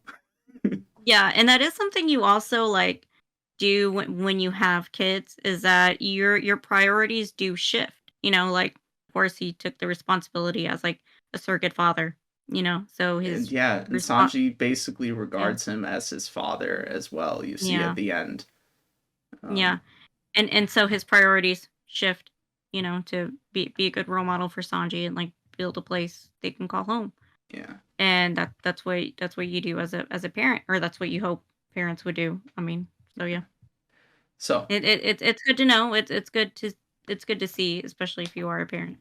That's I feel like that's something you can pull from it if you are a parent. So take notes, parents or yeah. future parents out there. So the important takeaways for Sanji's character is that he will never waste food and he will feed everyone who is in need of feeding. Yeah. And this, of course, has a bit of a drawback to it. It's specifically in the world of One Piece, where into the restaurant comes stumbling Geen, the right-hand man of infamous pirate Don Krieg, who is starving to death and is searching out for food to feed himself and the rest of the crew. And all of the other chefs in the restaurant are like, don't feed this guy. He is bad news. Just let him starve. But Sanji's Yeah, and I like, guess because no. I guess because he like escapes from Full Body's ship, right? Was that the case? Yeah, I at don't least in the remember. manga, like he was a prisoner on Full Body's ship, and he like That takes out does make a lot more sense than yeah what I at least thought had happened, or in the anime. I'm pretty sure they had it so that he just kind of like went out on his stumbled in. own away from Don Krieg's restaurant to search for stuff. It does make a lot more sense that he was imprisoned on Full Body ship. Yeah, and like I guess they hadn't even like fed or like they found him half starved, They and didn't feed then him. yeah, and then they didn't feed him, and so like he took down, and he ended up taking down like 8 like guards, and then he just stumbles in, sits at the table, is like, I want to eat, and they're like, huh, you ain't got no money, Oh like, yeah, that was and the you're other like, part of it too. yeah, Like you can't pay us. We're not gonna feed you. and Uh, they just like wham, like that guy just hits him yeah, like gut punch. yeah. Oh, like and the chef's like, dang, you broke my chair. Like everybody's breaking crap around here. Never mind Luffy destroying like top part of the ship with a cannonball. Like they evidently need to spend money on repairing like their basic tableware or whatever constantly. Yeah. And I'm like, God, this seems like a waste of money, but whatever. Yeah. But but yeah, like, and he even has a gun and like tries to like wave it around, and they're just like, a gun, okay, We're fighting that's cooks. That doesn't cute. scare us. Yeah, that's cute. Try again. Yeah. Um, so Sanji ignores like all of their advice or whatever and feeds him. And Geen, Yeah, in another, like at least for me, emotionally evocative scene, he's like in tears, crying, thanking Sanji for feeding him in his time of need. But unfortunately, what ends up happening is he brings Don Krieg to the restaurant under the auspices of, you will not assault this place and we will just leave after we get food. But of course, Don Krieg is like a dick and is like, I'm yeah, gonna take this ship for myself instead. yeah, pretty much. And then like and then of course like after he feeds that pirate, like Luffy's like, I want you on my ship. Oh Like yeah, I want you as a chef. absolutely. Luffy always watching and always keen on kindness, and he had also seen, of course, that Sanji is a good fighter before then too. He's like, this guy's cool. I love him. Yeah, yeah, pretty much. And so yeah, and then they show up, and like I don't really remember how the fight goes down, or how it initially starts before Zoro's fight, I guess. So It doesn't really start before Zoro's fight. I think they're like right about to assault the oh, okay. place before and then Mihawk shows up. And that's Which what we're gonna talk I about like now. him. Mihawk. I like him. He's like super handsome.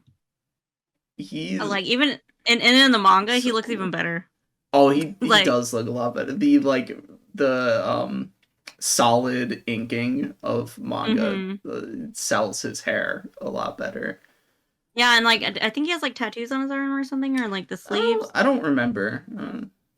Like he has some type of like design on his arm. I think it might be tattoos, but I'm not sure. Or it might be a shirt. I don't know.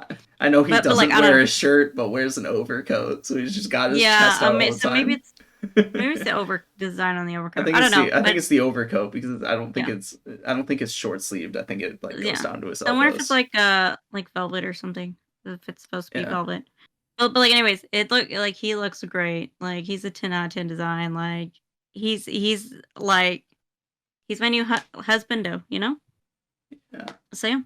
And so Mihawk is the initial introduction of the really much larger world at play in One Piece, for he is a member of a group called the Seven Warlords.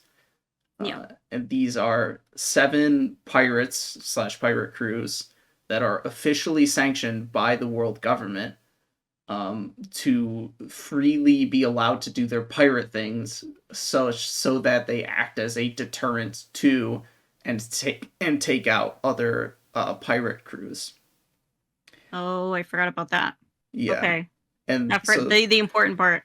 yeah, yes, the important part. And so Okay. there's a couple of like important things going on here. First of all, and we'll get into this when he fights Zoro, but this is like a massive power jump and power differential between where Mihawk is at and where our pirates are at, Luffy and Zoro and whatnot. And it just goes to show there's like a massive journey ahead of them, ways that they have to go before they can reach that Yeah. level and possibly beyond. But more importantly than that, in terms of like the themes of One Piece, is it's another demonstration of the corruption of the world government, where they're like, here are some bad people, and you will Some see just thugs. how bad those people are in the future that we are Yeah. allowing to be bad. Uh, To because keep you of guys in like, line. yeah, because of like a quote unquote greater good, so to speak, when really it's just to like keep the people of the world in line, and they have no intention of like actually fixing. Well, I don't know about that. They do have some intention to fix the pirate issue, Hmm. but Gold Roger made it like very out of hand for them, the Great Pirate Era and whatnot. Yeah. It doesn't really matter, because sanctioning powerful pirates is not the way to fix the problem. It's just it's corrupt. It's bad. It leads to very problematic issues, as you'll see going forward. Yeah. Definitely. And and he's just like such a menacing presence. And of course, like Zora's like, yeah, like you're the one I want to fight because like you're one of the strongest. Like I guess he says like He's the strongest swordsman. yeah, and so he says like I've been like the whole reason I've been going out to sea is like to try and find you. I guess Yeah, to fight you to yeah, test because his Zoro's skill. dream is to be the strongest swordsman. So if he beats Mihawk, Yeah, he takes the title. yeah, and so he's like, you're basically a baby, like, but okay, Yeah, like let's crawl before you can run, yeah. you So, know. but Mihawk's introduction, on top of like all that world building stuff, is he's just casually strolling in on this little dinghy. It's also like Oh, a sort of like he coffin looks dinghy with like huge. candles on it, and he whips out his sword that's like the length 2/3 the length of his body, and Hmm. slices a galleon in half. This Yeah, ship that's that's right. towering over Hmm. even the Baratier, as way that is like deliberately drawn to be one of the biggest things, if not the biggest thing seen yet in this series by like pretty wide margin. And he just casually slices it in. I don't think it was half in the anime. I think it was in the thirds, but it doesn't matter. Just slices it in half. Hmm. It's like this is what you have to contend with Zoro. Yeah, and like so far, like we've seen Zoro like He's cut some like boulders. yeah, and like run circles around his opponents. Like he's had some trouble, Yeah, but like been able to it, get the job done. and now he has And an and like opponent that runs circles around him. yeah, and and he's like known throughout what are The they in the world. East Blue Yeah, or in these Zoro is especially after they take down Arlong. He's the strongest swordsman in the East Blue, by a pretty substantial margin, to be completely Yeah. honest. And so like Oh, so we're but I thinking think what like you're referring to though is Mihawk comments that the East Blue is the weakest of the 4 big yeah, oceans, which yeah, are that's also right. all weaker than the Grand Line. Just to Yeah. clarify. But Yeah, he's the and strongest swordsman in the weakest ocean. yeah. And so like he's just like a frog croaking, basically. Yeah. And And like the fight in the manga is like a little bit more impactful, I feel like, than in the anime. I don't know, maybe it's just like half asleep watching the anime. I mean, my favorite part about watching the fight in the anime is the one thing I rewinded for you, which is like when Zoro's in the background fighting Mihawk while other characters are talking, and there's like Oh this my little god. dinky animation of him just like waving the Yes. swords around. Oh my god. Embarrassing. In general, it's very well done in the anime, that fight, but like that little dinky animation is comical. It's like um, very typical, but it's like so funny. yeah. And so there's a whole lot of like very quotable lines that come from the interactions between Zoro and Mihawk, because Oh yeah, me like great Mihawk one-liners. yeah, Mihawk initially is like, if you were a swordsman of any merit, then you would know the difference between us immediately. Mm-hmm. And then when he whips out the tiny sword, he's like, "Does one use a cannon to take out a fly? I apologize. This is the smallest sword that I have." Dang, like oh, and he Uh, says it all with like a straight face, like he's so serious, you know. yeah. Um, and then And of and of course, course, Zoro's like pretty quick-witted himself, and so he's oh just like, yeah, yeah, like I'll take you on. I'm just like, no, don't do it, don't do it, bro. This ain't gonna come out good. And of course, like it doesn't, and Zoro realizes like no, like the distance between us cannot be that great, and it is, the gap, yeah. I think, between our Yeah, power he, cannot be he that great. explicitly says there's no way that the difference between us is this large, but it Yeah, and it's is. like Yeah, yeah, girl, it is. I'm sorry to say, but he tried yeah, to tell you. But he Zoro seems like the type of person is that like he needs to touch the stove to feel like that it's hot. Like he's not the type of person to be like to take a warning. He needs to like do it himself in order to like test it out. What do you know what I'm trying to say? Yeah, I think more like importantly than that, in the case of Zoro, is that he he needs to test the bounds of his own strength, and he needs to know, like, particularly in the case of Mihawk, where he needs to go. He needs to know just how far he needs to go, and you'll see throughout the series the way that he grows in strength and skill is really more so by challenging himself than it Yeah, is through any sort of like training, or yeah, like off screen shenanigans. Um, yeah, yeah. That's true. I think you said like we see him later like working out and stuff like on the ship. So yeah, yes, it's just the weights that he's lifting on the ship later on are very comical. yeah. Um, So so then of and course I think he gets stabbed like straight through the chest, and he's it still was like like, coming at him. yeah, it was like in his shoulder, like just above his heart kind of No, yeah, area. Um, yeah, and Mihawk's like, you like you still don't know when to quit, and he's like, no, basically like, well, nah, at that point Zoro was like, I'm gonna use my strongest attack now, and and it's still like Mihawk he was able to decides, counter it. Mihawk's like, I'm going to give you the dignity of using my actual sword to fight you. And of course, what Yeah, happens? Zoro gets stomped, and even more than that, his two of his swords get cut into pieces. His two generic swords. But mhm, thankfully, the Wado Ichimonji is a strong enough sword that it does not get damaged.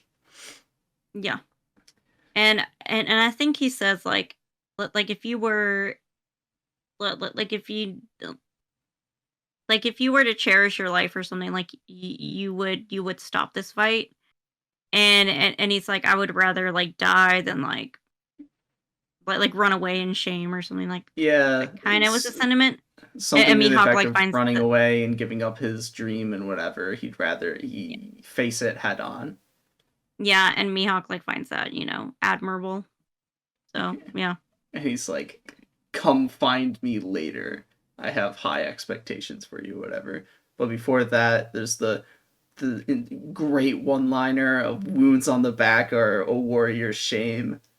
Uh, hmm as he willingly gives up he effectively in that moment gives up his life because he knows he has lost the duel, but yeah, because Mihawk has gained respect for him through the other words that he said in addition to the wounds on the back thing, he gives him a permanent scar, but gives him the opportunity to rise up and take his crown later on. yeah, yeah, And it all ends off when Mihawk leaves, or just before he leaves, in this just before he leaves, in this great moment where Zoro points his sword up to the sky in tears and swears to Luffy he will never lose again. He swears his no, resolve yeah, to yeah, be a swordsman worthy of being on the Pirate King's crew. And of course Mihawk asks about Luffy. He's like, I'm gonna be king of the pirates. And he's like, that straw hat. I know that straw hat. I'll have my eye on you too. It's all connects into each other. yeah. It's all like planting seeds for later down the Yeah. line. Yeah. But So yeah. So I'm excited to see him again because yeah. I really like him. But of He's course a 10 out of 10. in the midst of all that, Nami fucking leaves. She Oh yeah, that's takes right. the ship and is gone. Just in the midst of I love everything that's her. happening. And And she's crying, like, or at least in the, I don't remember the anime. I just remember her leaving, she but like in wasn't the she wasn't manga. crying in the she wasn't crying in the anime when she left, but it Mm, gave it gave you like clues as to what's going on in this setup, and we'll definitely talk about it when we get to Arlong Park, yeah. of this decision that she made in this moment. But she's like, she looked at the bounty posters that Johnny and Mm-hmm. Yosaku brought on board, and she saw Arlong, and it like reminded her of what's going on back in her village, because she'd just kind of gotten like swept up in the current that is Luffy and Yeah. his Yeah. It was like a crewmates. nice dream, nice vacation, but back to And reality. yeah, so she snaps back to reality and is like, I'm going to steal this ship now and all of the treasure, and peace out. Yep, dang. Maybe we'll see each other again. I forget her exact words at that moment. I think in the manga she says like, when I'm finally free, we'll meet again. Or I hope we meet again once I'm finally free. Or something like that. Damn, that's rough. Yeah. And as It's heavy. as a woman who's kind of been in like a similar situation, I'm just like, ooh, like that hits you right in the feels, bro. Damn. Yeah. Uh, but we're still at Baratier. It's not totally No. relevant to talk about that yet. So No. let's instead talk about Don Krieg and this particular pirates, because one thing that we've been talking about over and over the course of these podcast episodes is the dynamic between the pirates that are the main antagonists of the arc and Luffy. And Krieg's in this case is that he has no honor as a pirate, and like with Kuro, he has no camaraderie. Because Yeah, I feel like I don't remember him at all. I don't even remember what he looks like, to be honest. he's got like the bandages wrapped around his forehead and the short hair and beard and the golden armor. You don't Girl, remember I him don't at know. all? I mean, the fight against him does drag in the same way that the fight against the Kuro pirates drags, I will say. Oh, okay, I remember him. I just I just googled a picture of him He's really got like quick. weird lips too. Okay, Okay, yeah, I remember him. Okay, yeah, this idiot. Okay, Yeah. great. Um, Another idiot. yeah. I'm just maybe I'm just a Buggy stan, so everybody else just doesn't even come close to Buggy, I you know? mean, nobody else does come close to Buggy, let's be honest. Maybe that's my deal. I'm like, I'm just waiting to see Buggy again. Buggy is the best. Um, Yeah. so he just like Kuro has no camaraderie. Throughout the fight, he routinely like disregards his crewmates. He shoots them even before a fight because they like um Sure. don't follow his orders. He's abusive towards his crewmate. He has no regard for their life. But specific to Krieg, is his lack of honor, and in that he like fights dirty. He uses all of these like different tools to fight his opponent instead of just straight up fighting them. Between like a thorn cape and decked out in guns and like spears and the exploding spear. Oh my god. That was intense. And most important of all, of course, being the poison, which we'll talk about. Yeah. Um, but before then, Uh we have a more yeah, important I part. think he says yeah, I think he says something like he doesn't like things like honor and mercy. What a That freaking like dick.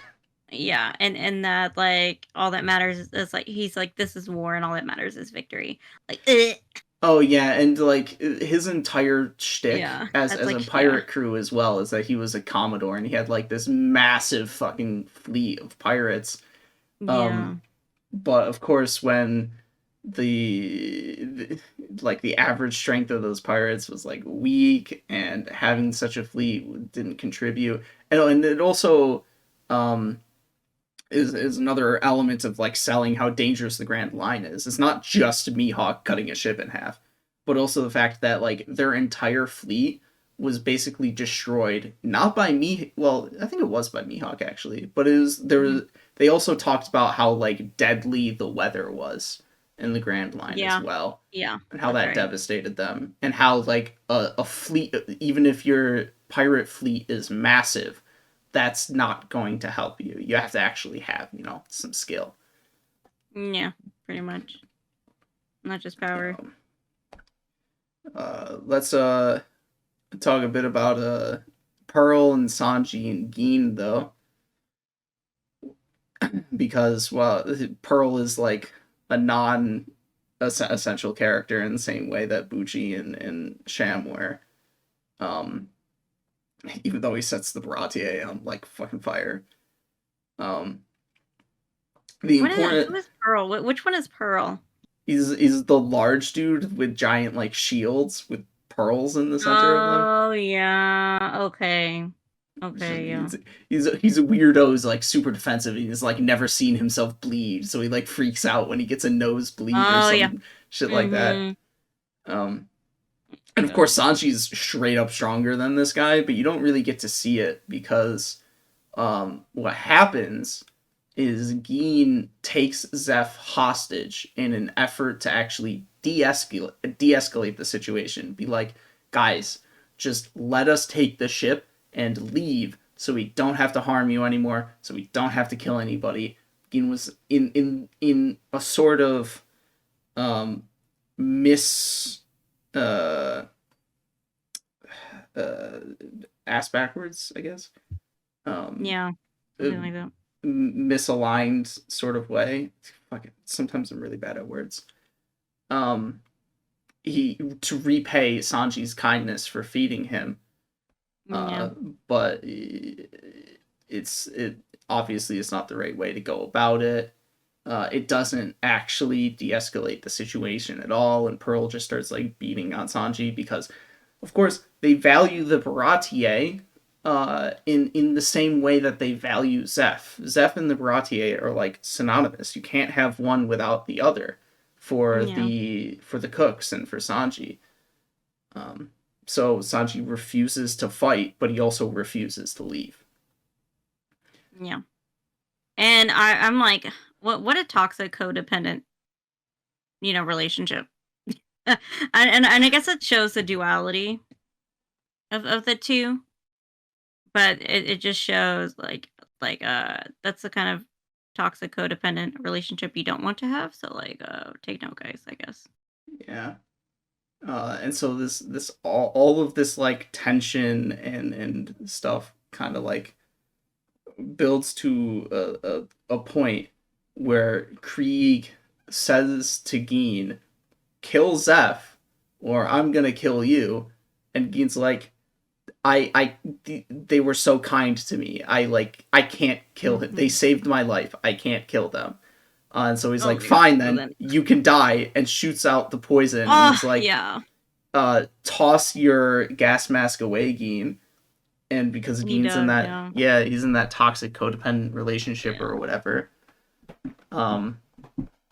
He throws the gas mask away, intending to die. Luffy then even intends to like sacrifice himself to the poison to give the gas masks to Sanji and Geen. But then once again, in an act of this time actually repaying the kindness that Sanji showed him, gives up his gas mask for Luffy, who's like, oh wow, this is convenient, where did this come from? Oh my god, yeah. Definitely. And so he sacrifices his life for the sake of Sanji and Luffy. And I do find that like really admirable of him. But I'm like, man, Geen, like, look, Krieg ain't no good. You gotta leave him. And I just feel really bad for him, I guess, at the end of the day. But like, I guess you can't blame the guy for being loyal. I guess I don't know. Well, he even said he was loyal to Don Krieg because he saw he hadn't seen any one of Don Krieg's strength before. But then Don Krieg loses to Luffy in a fight, and so it's like, I guess I was wrong, but he does stick with his loyalty. And so that is its own interesting like conflict of like loyalty versus kindness or repaying kindness. And to me, like, because we go into Arlong Park, which is like more like codependency, like we see codependency here, toxic codependency. So it's like my favorite word apparently of the day. Community member and toxic codependency. those are my three phrases for the day. But yeah, so that seems like kind of a theme for me throughout this first portion, I guess. So that how different relationships are formed, and I mean, I guess it's kind of made out to be like a good thing in One Piece, like the loyalty aspect. But I'm just like, I mean, I guess it's also like a lesson learned. I guess at the end of the day, like maybe that's something you don't want to emulate. Like yes, you can be a good person, like stuck in a bad situation, but like the way I think One Piece shows it is it's earned loyalty. Like the Straw Hat Pirates are not loyal to Luffy for like no reason or because he's a strong man or whatever. It's because he has earned their loyalty through the way he has helped them out, the way he's acted towards them. He saves Zoro's life. He helps Usopp defend the village. He he saves the Baratier, and also how Luffy is allows them to pursue their own dreams first and foremost, just as a part of the pirate group. Luffy acts as a sort of facilitator towards their dreams. The way that it's like talked about in One Piece is that the Straw Hats aren't like necessarily a cohesive sort of pirate group. They're kind of like a disparate collection of dreamers who all have like different dreams. But because they all have because they are all such like large dreamers, and their dreams all effectively point in the same direction of going down the Grand Line towards that place, where the One Piece is, and how that like facilitates all of their dreams. They work together, and they also are friends with each other. They help each other out. So they're very like loyal to each other, but it's very earned loyalty, and they are first and foremost in pursuance of their own dreams. Yeah. And I do like and I guess I do like that about Luffy, is that he is a good leader, but he also allows people to kind of be themselves, and kind of like, I want you to join me on my adventure, but like go have your own adventure, as well. So yeah. Yeah. Versus like we see these other pirate crews that are like, no, you're not allowed to dream. You're not allowed to have your own wants and needs. It's only me. And you can only follow me, and you must die for me and live for me. Yeah, especially in this is mostly only the case in the East Blue, where it's like the captain above all else. Because if you go into the Grand Line, or at least if you succeed in the Grand Line, the people who succeed in the Grand Line are all more in the same vein of dreamers, as Luffy in various ways. But they all have far more like deep and compelling reasons to be there. Whereas in the Four Great Oceans, because those aren't like the places where dreams are drawn to, the people who remain there are not very, they don't. Yeah, they're not good community members. Yeah, they don't have very high aspirations. And it is actually something you see with Buggy, now that I think about it, where while he's chilling out in the East Blue, his aspirations are not very large. He wants some treasure, kind of takes over a town for it, but later on in the series, when you see he's in the Grand Line, his aspirations kind of like grow and arise to the circumstances that he is in. So it's interesting that the effect that the Grand Line and the other people who are in it have on each other. They feed into each other. In any case, go way off topic. One Piece. Yeah, but that'll be exciting to see. I'm excited to see. Some non-toxic. Yeah. Non-toxicity. The last amongst the crew. Yeah. The last main thing I want to mention about the Don Krieg fight is just Zeph's comments on Luffy's fighting, because over the course of the fight, Luffy is, for all intents and purposes, for all like the presentation is showing us, he's getting bodied. He's getting exploded constantly, absolutely destroyed by Don Krieg's multiple weapons. But Zeph is like, this is a person that no matter what you throw at him, he will not stay down. He has a willpower that like exceeds that of everyone around them. So it's one of those things where you just, again, you see it over and over again throughout the series as Luffy fights people. And that's what people acknowledge and see in him. Yeah. And I do, and I do see that in Luffy, and I do appreciate that, because it's and it's something you do need in a leader, and it's something you do want to see in a leader, is somebody who does get back up no matter what, and somebody who doesn't give up. That's because that's the person you can depend on when things do get rough. Somebody you can look up to. So. And I also did just remember that there was like a point in which Sanji and Gin were fighting each other, but Gin refused to finish off Sanji, despite the fact that the man was like decrepit and like all of his ribs were broken or whatever, because of course Sanji was kind to him. He doesn't want to repay the kindness with death. So it's the interesting thing is like there was a downside to Sanji's philosophy of feeding everybody who's hungry, but at the same time, that kindness does have an impact, and it does change people's perspectives and their philosophies and what they care about. And so it's important to stick through with those ideals, even when it's pretty evident that it's not going to turn out well. Yeah, definitely. Yeah. Yeah, that's for sure. And you always want you always want to see people who who kind of stick by their word and stick by their set of code and their set of ethics.